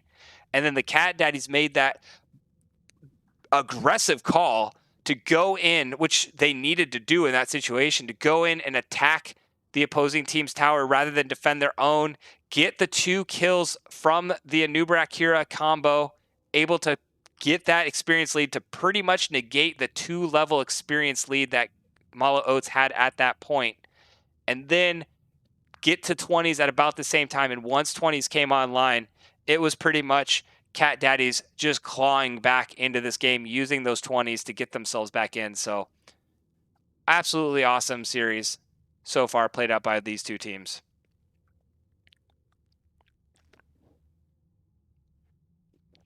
Let me throw it real quick over to the talents so you guys can see what's going on over there. Sonya just going pretty standard slam for the beginning, gets the poison spear at 7, and then just committing to the leap at 10 and 20, upgrading the spear and the slam again.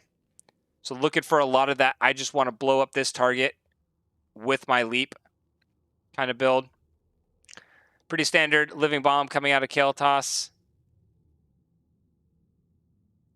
Anub'arak going for the beetles at 1 and 7. Going with a bed of barbs at 4, getting a little bit of more extra damage over time. So they really had a lot of damage over time with the living bomb, the Kira, and the Anub'arak with the bed of barbs.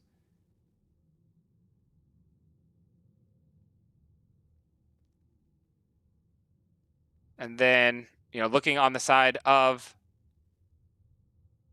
the Cat, or Mallow Oats, excuse me, Greymane, pretty standard Greymane build, Worgen build, just trying to blow up one target. Li Ming going with the Calamity at 7. And doing very similar build, didn't go the Desperate Prayer at 7, went with the Blessed Recovery instead. But everything else looked pretty similar to game number 1. Pretty standard coming out of the Varian, went for the extra armor. Deal with that Sonya. But pretty good stuff. Always excited when the series goes to a game number 3.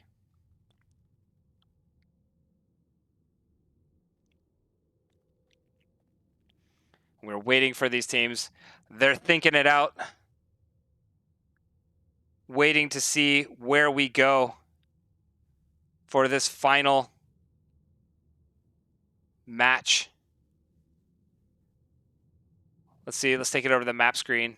See what we got available. We've got Braxis, Cursed Hollow, Tomb of the Spider Queen, and Volskaya. And I got the invite. And we are going to go to Braxis Holdout. They did play this map the last time these two teams fought. And Cat Daddies came away with the win.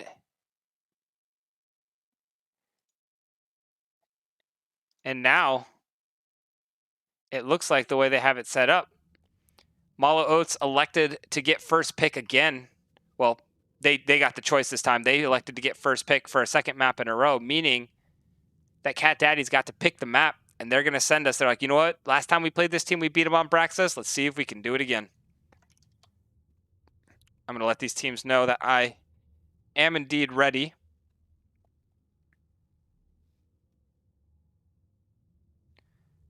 Get some readies coming out of one side. Hope you're having as fun a time as I am in this series.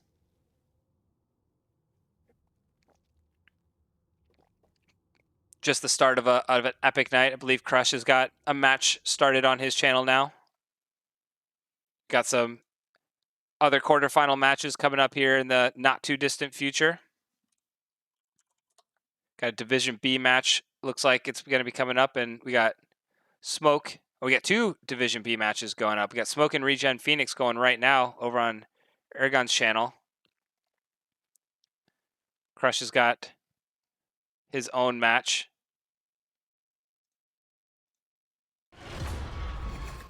But here we go. Down to this, the final match. Game number 3, Braxis Holdout. Known for being one of those quick maps.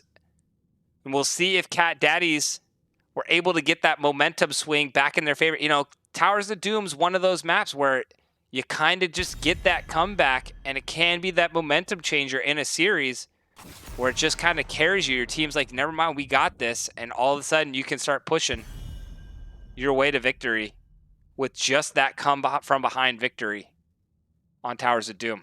Kind of a very, it's a swingy map, and it's a series swinger as well. But Tahaka going to be banned out. Stukov going to be banned out. Kira, the respect ban going over to Shoepuff. Don't want to see that one again. And Johanna, Cat Daddies have a plan. They're not deviating from it. Same bans coming out in all 3 games. But the Mallow Oats changing things up here. And they're going to take the Junkrat. Don't want to see Shoepuff have that again. Crafty Devil going to play it here in game number 3.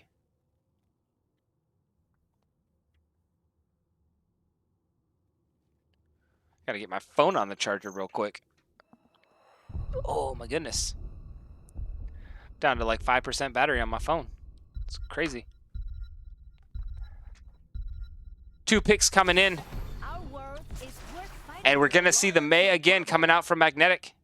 And Fence going to take the Anduin away. Had the Ariel available, elected not to go with it. Going to take the Anduin away from Solskjaer and say, play something else. You've done it twice. I'm going to make you do something else by taking it away. So got some swaps going on here in game number 3. Characters changing colors. And Rexar, Terminator, picking it up. One of the more bully champions up in that top lane. And Brightwing picked up by Solskjaer. Going to be able to teleport up to that top lane, give lend to Rexar if needed.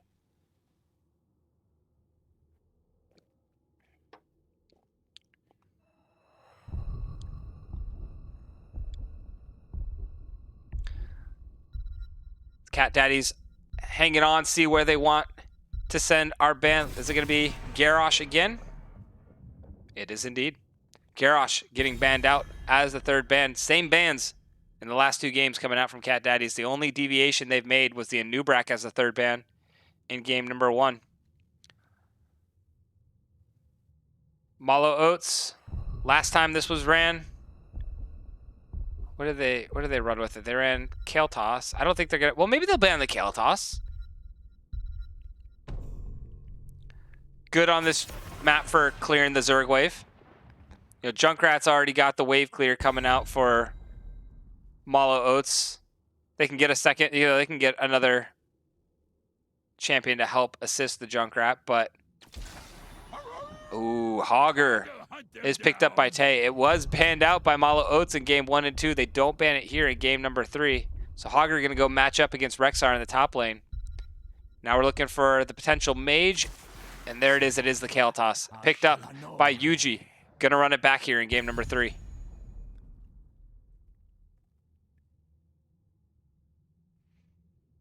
I'm curious if we're gonna see a Tychus come out.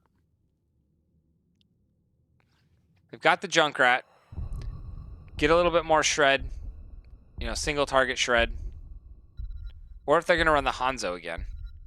We're waiting for the tank and Pie Maker. And it's gonna be ETC Vala.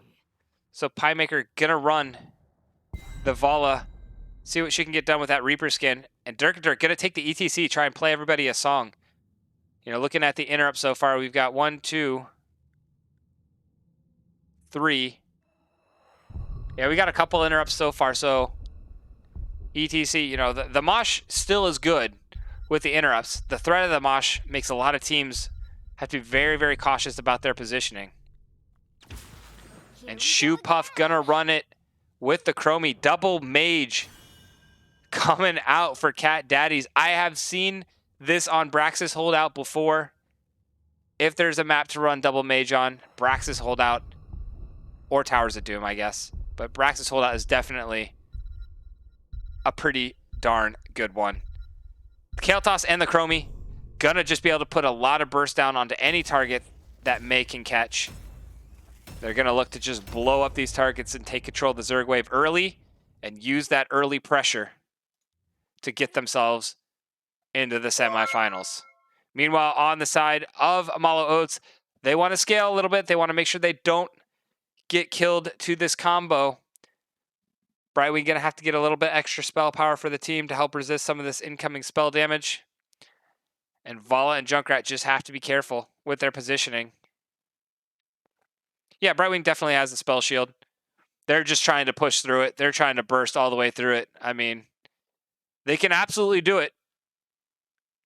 But Brightwing is going to be able to use that spell shield to help reduce a lot of that percent damage, or of that spell damage, excuse me. Woo, we're going for a ride here. But for the final time in this quarterfinal matchup, let's get these two teams introduced. On the blue side, we got the Cat Daddies. We got Shoe Puff on the Chromie, Magnetic on the May, Fence on the Anduin, Yuji on the Kale Toss, and in the top lane, we got Tay on the Hogger. Meanwhile, on the red side, Mallow Oats. 10 seconds. We're going to see Dirk on the ETC, Crafty Devil on the Junkrat, Pie Maker on the Vala, Solskiddo on the Brightwing, and SC Terminator on the Rexar. Into the bot lane we go. Mr. Executive coming in. I imagine ETC's going stage dive on this map. For sure. Definitely could happen. Especially with the amount of interrupts and the global pressure being able to get from bot to top really quickly. Definitely be an advantage, getting a little bit of that extra macro pressure.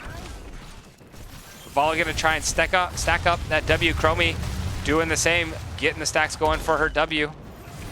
ETC's getting the Pog Rock, trying to get as control over all of these globes and steal them away from the Kale Toss so far. Taking 2, gonna try and get this third one.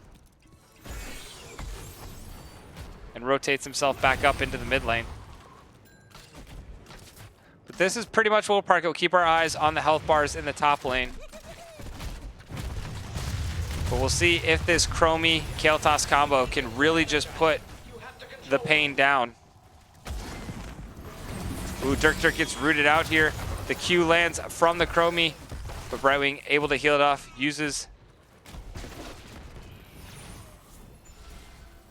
And we will see Brightwing potentially teleport to the top lane, Hogger to bounce himself back to safety. So Rexar getting the advantage so far, but ETC getting rooted out. Here comes the burst damage.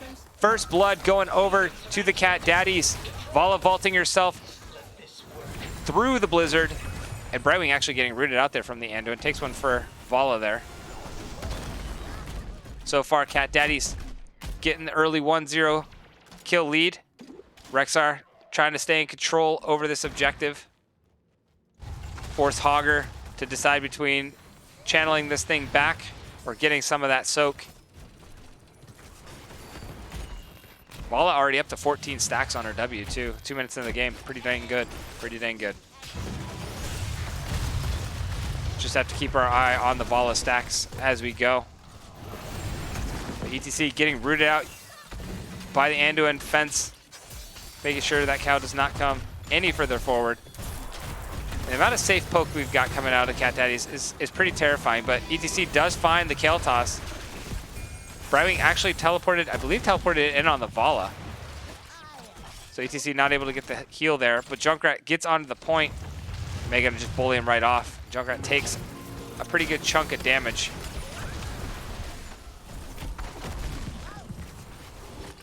Fours now online for both teams.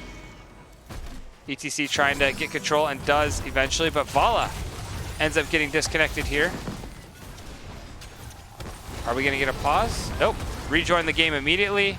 No pause. Oh, Chromie gets the snipe. Shoe Puff gets that last little bit of sand to hit the cow in the back, and that was enough to make the cow fall. So 2 kills to 0 going in favor of Cat Daddies.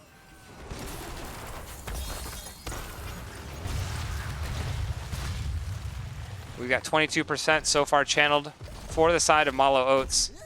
Junkrat just trying to continue to get a lot of poke in with his Q. Throwing the trap down, trying to get control over this bottom beacon. Rexar has done an excellent job controlling it in the top lane thus far. Dirk actually getting caught in that entire crowd control chain. Valla vaults forward. She's already at 33 stacks. Valla's getting an insane amount of stacks going. The damage down onto the Mei. Anduin gets the pull. And Rexar, I was just flipping up there. Rexar actually gets the kill in the top lane. Terminator being a very, very scary man up in the top lane on the Rexar. And that is the kill going over to Mallow Oats. They are ahead, and more importantly, they're getting a lot of this channel going. 70% in stacking to 0. Rexar gonna have a lot of pressure built up in that top lane, and there is no way. Hogger already heading to the bot lane, says, guys, rotate up. We're gonna have to defend. ETC's like, maybe I can get a pick here. Maybe I could just delay the rotation. But Junkrat gonna rotate himself up. Rexar on his way down to do the same thing, and this big old Zerg wave gonna start pressing. Now the perk of the double mage is they have a lot of AoE clear for this Zerg wave. We'll see if they can get it cleared out here before they lose too many structures. Ultralisk starting to fall. Guardians sitting very low in the back. Both forts go down. Sorry, towers go down, not the forts. Health Fountain does fall as well, but the Guardian's very low, and Valla gets disconnected. Are they gonna get a pause? And now he's back. Looks like Pie Maker's having a little bit of connection issues going on. But that is the first Zerg wave. Not able to get a whole lot. Gets the 2 towers. I just want to be sure. And that will be it. Oh, and the Health Fountain. I forgot about the Health Fountain. Can't forget about that. But look at the Valla stacks. 41.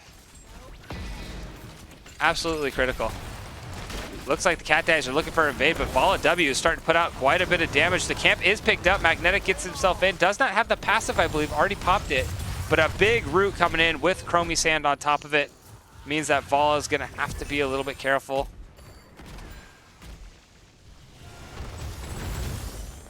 Brightwing getting the extra shield there at 7. Can't pick up. Done by both teams so far. Hogger able to get the camp to bot lane. Ooh, Junkrat gets the boop over, so Hogger going to take a little bit of damage here. Doesn't have really anywhere to go. Valla was called in, and that is actually going to be the kill, so they do get the kill onto the Hogger here. So nice play coming in from Crafty Devil, being pretty crafty with those concussion mines. Junkrat going a little bit different build in Game 3 than we saw in Game 1. Game 1, heavy into the damage. Game 3, oh, Rexar gets pulled back by the temporal loop. 8s are online. The crowd control is coming out, but Brightwing comes in with the save. And Rexar able to get away. Temporal loop was picked up by Chromie at level 8. Oh my goodness. Keltos gets caught out by the bear. Misha able to get the kill secured. And that is another kill for Mallow Oats. Their 10s are now online. It is going to be the blink heal by the Brightwing. It is the mosh pit coming in from the ETC, the rip tire from the Junkrat. So we did not see the stage dive. Unfortunate, but we got a boss started immediately. I like the call here. Keltos not on the map. Big Zerg or big camp wave. Well, now it's not so big anymore. In the bot lane. Rexar and Vala both holding on. Vala picks up the strafe. Camp's getting low, but Shoepuff not able to get there. Doesn't want to walk onto it being Chromie. And Rexar still holding on to see where he wants to go with the ultimate. Is he going to go the pack mentality? There he goes. Pack mentality picked up, or unleash the boar, sorry. I don't know why I call it pack mentality. Unleash the boar is picked up by the Rexar. And Hogger trying to get control over this top objective, but Rexar's just not letting it happen. The channel is going off. The boss is pushing in the bot lane. The Riptire comes out onto all three members. Look at the backline just melt. Anduin's going to have his work cut out for him to get the healing going in there. And this boss is going to pick up the bottom fort and continue to press the Zerg wave at 70% and stacking. And that Zerg wave is coming into this bot lane where the boss already is. This is going to be a very big push coming in for the Mallow Oats. Maybe learning a few things in that map first series. Changing it up here in the second series on Braxis. And coming out with a very, very good mid-game showing so far. Root goes down onto the Keltos. The Polymorph is there. Vala trying to get the last shot, but the Hungering Arrow will not finish. ETC throwing down the Mosh. It will pick up the Mei. Oh, no, it won't. The Light Bomb able to get the kill. And a double avalanche into the back. Mei will fall, but will she get some kills for her team? Brightwing blinks herself away. Anduin's sitting low, but ETC able to get the stun on Keltos. Look at this Zerg wave coming in. It's a massive Zerg wave, and there is so many dead. ETC falls. This might be, I mean, Rexar is not here, so Hogger has arrived, but this Zerg wave is going to continue to push. Will they try to end here? Will they be able to end here? 3 falls so far. Mei is going to be back online, and this Zerg wave is going to get at least the core shield, if not more. Rexar is now here. He's rotating himself in. The call has been made to push for the core. Blinds going down onto the backline. Mei trying to cause any sort of chaos that she can. The Riptire goes in, finds the Anduin. Gravity Lapse does not connect. The Phoenix thrown out, but Keltos getting shredded by the Misha Bear. Rexar taking a couple core shots. It's down to 76%, and that may be where it stops. But a big, big push coming in for the Mallow Oats here. Looking like they were trying to end. Get to 62%. And that is going to open up their win condition up to 13s. And the ping going down for the camp seal. Mei is here. Ultimates are almost online. Anduin does have the light bomb. Mei going to go in, say, drop the light bomb on me. Throws it down, but the knockback comes in from the ETC. He's going to get temporal loop. He's going to get destroyed. And the camp is picked up, stolen away by the Cat Daddies. Game number 3, Cat Daddies. It's pretty much been the story all 3 games. Backs up against it. Game 1, they almost came back in that first game. Game 2, they did come back. What will we see here in game number 3? The good news, the next Zerg wave will be in the top lane, and there's a lot to go through in that top lane. So Cat Daddies have the opportunity to get some of this macro pressure relieved. And also know that the next objective, as long as they don't lose anybody, may fight. But Mallow Oats not ready to give up. ETC coming in. The Riptire going out. A big explosion. The Mosh Pit coming out. Catches both Mei and the Hogger. Mei still alive somehow, but will fall. The bear does go down. No, she doesn't. Mei is alive. Wow, huge, huge time stop coming in from the Chromie there. The bear did go down. I don't see Misha anywhere, or the bear anywhere. There it is. So it was a 2 for a half. Mallow Oats able to somehow defend that. Cat Daddies gonna get themselves regrouped. They're on even talent tiers currently, but they got to get these lanes addressed before they can pick a fight. And Mallow Oats gonna go down and get this top fort.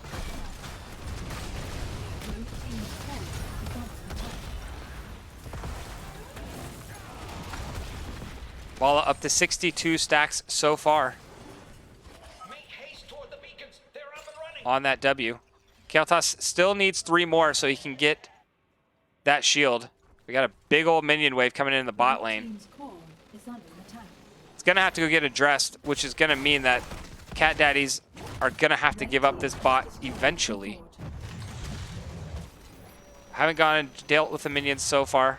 It was trying to clear a minion wave. 3 Goliaths starting to beat down onto the shield. May gonna go up, try to get this turned over, but runs into the Junkrat trap. Finds another Junkrat trap, but is gonna start to get the channel off. But here comes the collapse. Uh-oh, Cat Daddy's not in a good spot. Will they see Hogger? Hogger's like, maybe I need to back out. Maybe I can get a flank. May in the backline looks for the avalanche, does not get it off. Light Bomb going down, does find the ETC and Misha Bear. Vala putting the straight down, is caught in that temporal loop, so Chromie trying to put the damage down, catches a little bit of damage. We got a skirmish going on between May and Junkrat over here in the backline. There it goes, the avalanche, it puts him right in the middle. Kael'thas throws down the Phoenix and the Light Bomb, and that is 1 kill. Brightwing barely getting away. Big avalanche coming out from the May, now trying to run away from the Junkrat. And so Cat Daddies end up getting a kill here in this entire fight and delay the Zerg wave. But Misha, not done yet. Rexar trying to get in there, see if he can get the bear to cause some sort of chaos. Wow, it's a 2-man mosh pit. Vala left the game, but she's dead, so it doesn't matter. And Chromie caught in that time stasis, and we're gonna try to get the pull there. Not able to, that is 2 kills. Going over to the Mallow Oats. Blue team's core is under attack. And the shield is continuing to fall. This means the Zerg wave is going to be picked up. Boss going to be picked up as well. Going to go into that top lane. Cat Daddy's looking to try and find a way to get back onto these 16s. The boss and the Zerg wave going to be in the top lane. They did this the last wave. Oh, Brightwing didn't get it finished. Mistimed it just a little bit, so the Zerg wave actually not going to channel here.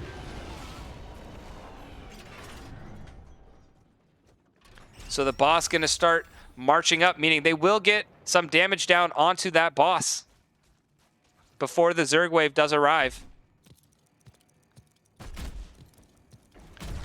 And this is going to be the heroic Season 12 defense coming out of the Cat Daddies.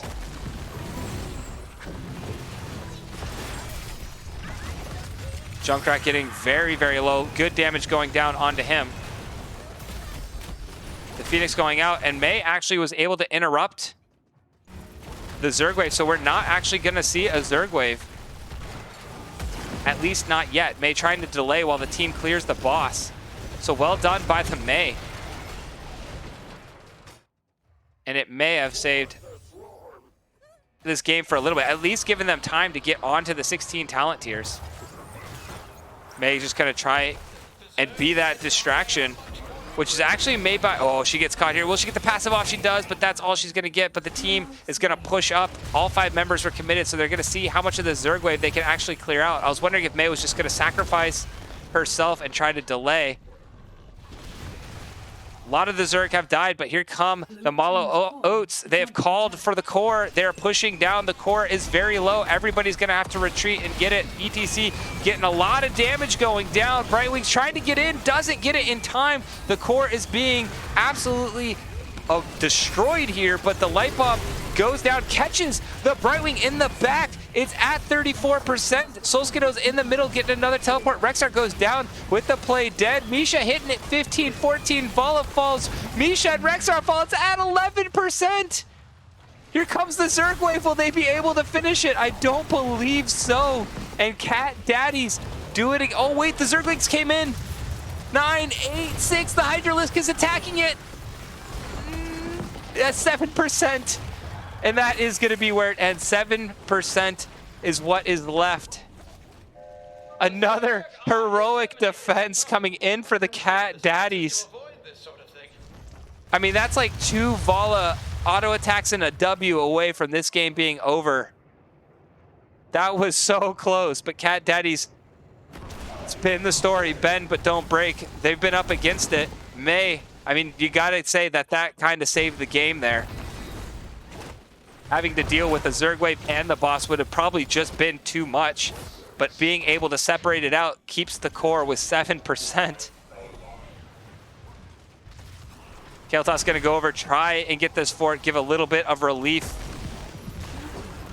for his team. But Hogger going to get caught out here. The ETC Mosh goes down, and it doesn't matter if your team has a lot of interrupts. If you can get the pick with Mosh, it could spell disaster. Hogger not alive for 45 seconds. ETC trying to end the game here. May trying to make sure that doesn't happen. There is no Mosh available. But the Cat Daddy's just trying to delay. Unfortunately, May will be the next to fall. 5v3 with a 7% core, and Mallow Oats gonna go try one last time. The core being called for the third time. Will it be the final time? The minions aren't here yet.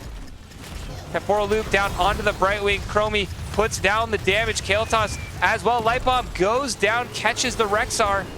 ETC jumps in onto the Chromie. The stasis goes down. The Rip Power catches Fence.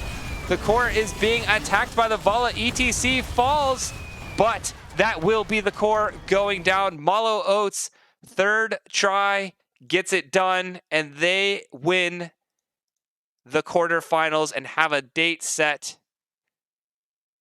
in the semifinals with tactical feed, or as 8-Bit put it, tactical report. But my, oh my, what a fantastic series. That went every bit as crazy as I intended it and hoped it would go. All the way to game number 3, back and forth the whole way. But Mallow Oats finding a way to get it done here. The double mage came out, but it wasn't able to get it done. Let me go ahead and message captains and see if we can get a possible interview from the Mallow Oats here. Where is my captain's list? There it is. Mallow Oats. It's going to be Crafty. Crafty coming in. Let's see if we can get him.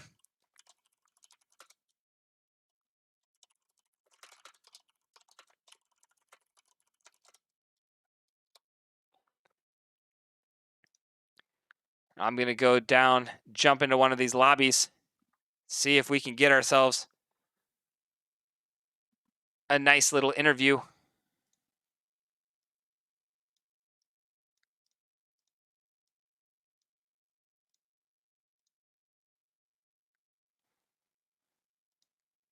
We are waiting to see who will come and join us. Maybe it won't be Crafty.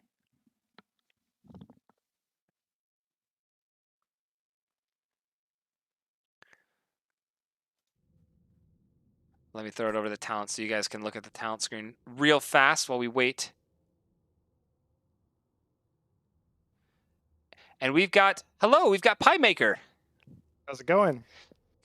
Good. How's it going with you? How's the team feeling? Very good. Like, we didn't know if the games were going to happen tonight, so and we definitely wanted to be able to play the series, so we were excited to happen. And I don't know if we were expecting the win, but there were definitely some tight moments where even in the matches, I have no idea how that was going to turn out, but very happy now. Yeah, I mean that I was stressed out watching that. I can't imagine how the 10 people actually duking it out were feeling, but I mean, what a series. You know, we could talk about this. I'll try forever. I'll try to keep it brief, but you know, let's just talk a little bit about the history. You know, you guys played during the regular season. Cat Daddies came away with a 2-0 victory. They're the number 2 seed. So how did you guys prepare for this series going up against that number 2 seed and develop your game plan for specifically, you know, going up against the Cat Daddies? Can you hear me? Oh, Can you hear me? yes, I can hear you now. Oh my God, I've been having so many internet issues tonight. It's also been very stressful. So to prepare for the match tonight, you know, we went through our series, went through kind of some of their other series, kind of just got a feel for their play style, their hero pools. They have, you know, a number of heroes that they're really talented at, and they also have some kind of niche picks that they are the only ones in the division that play it. So it was having to prepare for some picks that we have only gone against once this season, like the Kira, which we did not handle very well. Shupuff kind of wrecked on the Kira. But a lot of it was just kind of going through, getting a sense for what we expected in draft, and making sure that we were picking comps that could go well into that, and we're practiced and ready on the heroes we were planning to go for. Yeah, so doing your homework, making sure you had, learning a lot from the last series. Going into the game one, you guys had map pick. You guys chose to go to Infernal Shrines in that first map. From the get go, did you guys feel pretty confident? I mean, it looked like you guys came out and had a very, very definitive start to this series, getting, I believe, at one point it was 10-0 in kills. I mean, how did you kind of look at that match and decide to play how you did and ultimately come away with that game one victory? Yeah, Infernal. I to be entirely honest, I wasn't expecting us to come out, as strong as we did. Like with the comp that we were running, I was anticipating us to lag a bit, and then come online, kind of level 10, level 16, some of the later levels, Hmm. was, bigger power spikes for our team. So when we were coming online early and just like really in sync, I knew that map was on track for something good.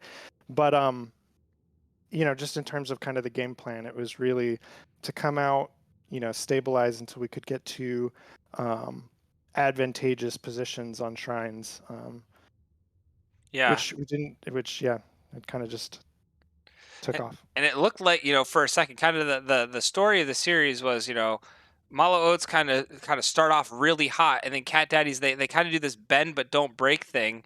They started coming back in that Infernal Shrine. So walk us through that last like 2 minutes in that final fight that you guys were able to get that pick and finally put the nail in the coffin on Infernal Shrines. I'm trying to remember. There's so many Yeah. core calls now.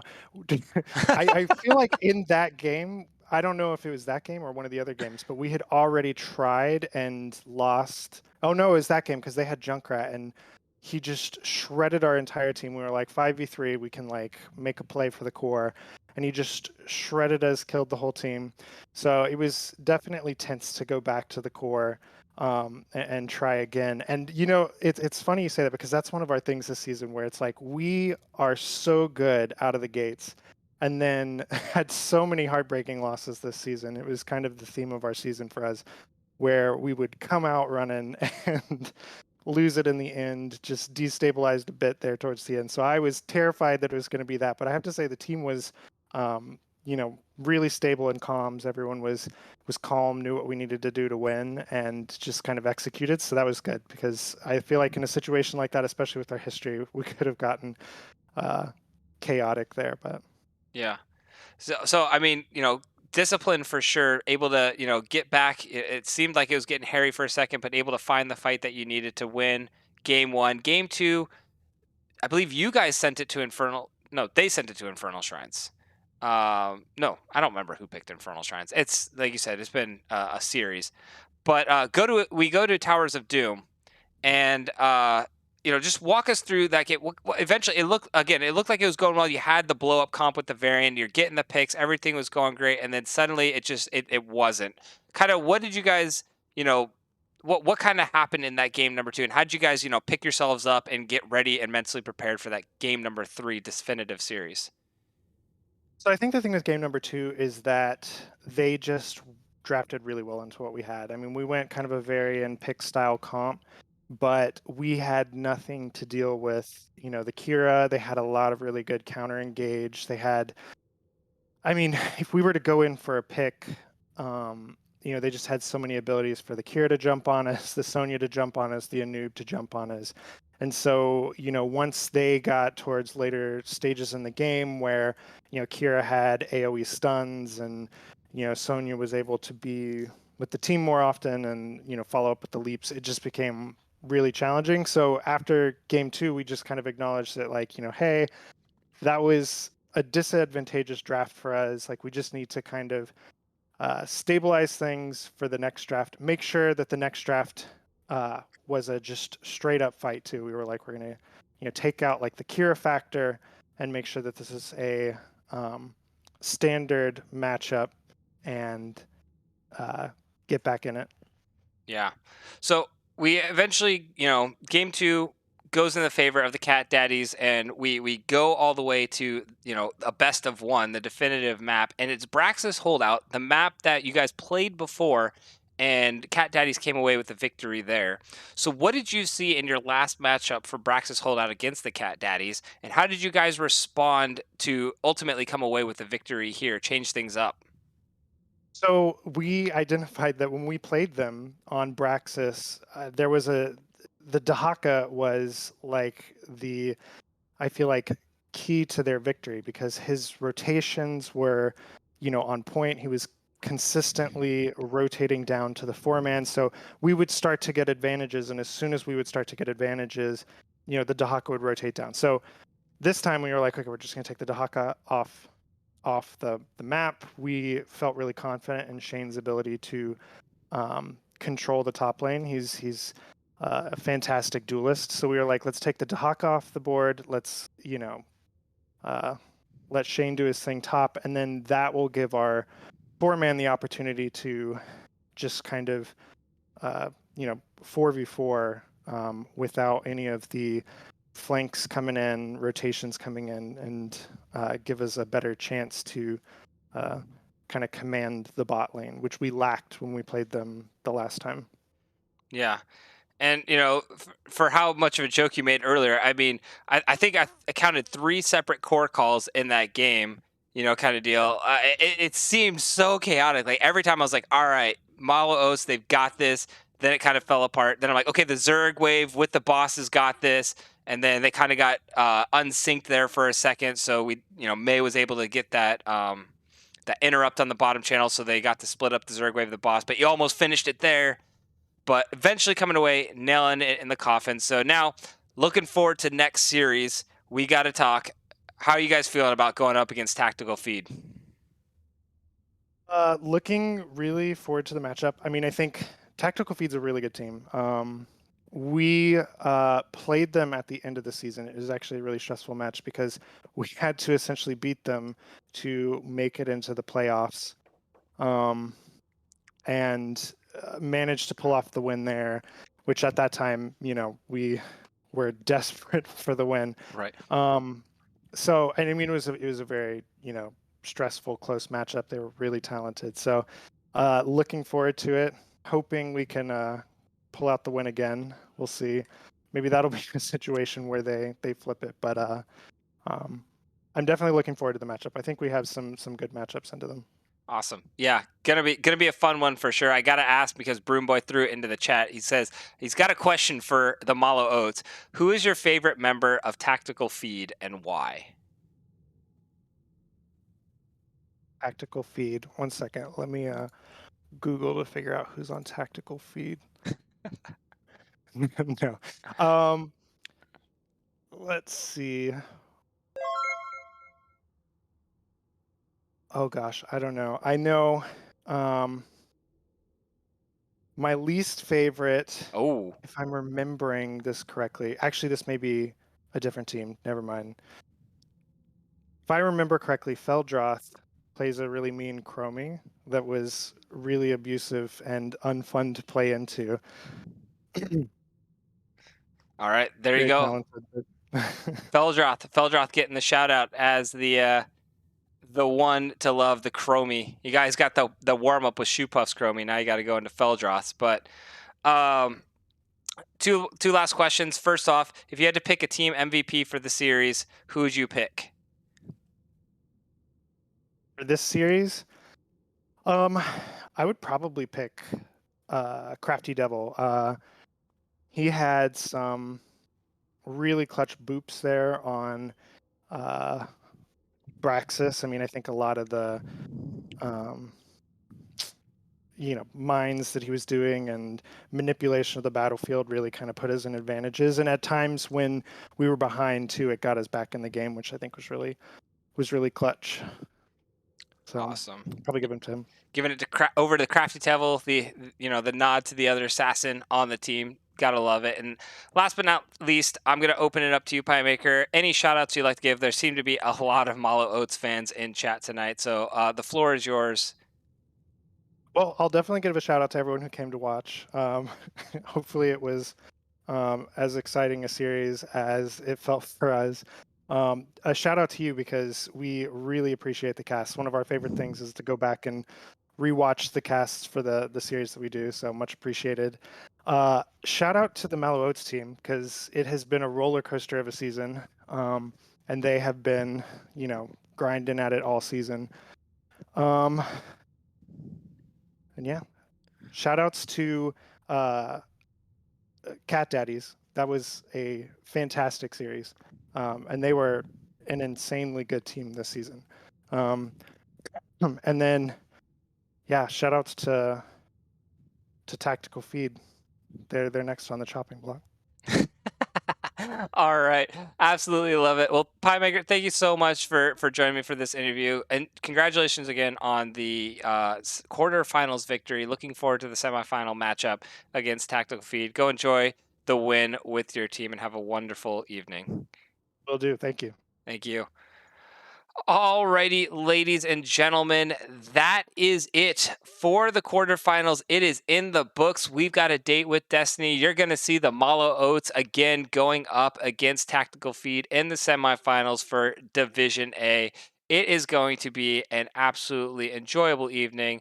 I've got to give a shout out to all of you guys coming out watching. This was an absolutely awesome night to get all the support and people coming out to watch. So thank you again for all the cheers, all the subs. Definitely appreciate all the support on this channel and the follows. So many people coming in, dropping follows tonight. Thank you all so much for those who decided to come over, join the channel. Hope you enjoy a lot of casting because we're going to get a lot more started here with the quarterfinals, or with the playoffs, excuse me, coming up down the road.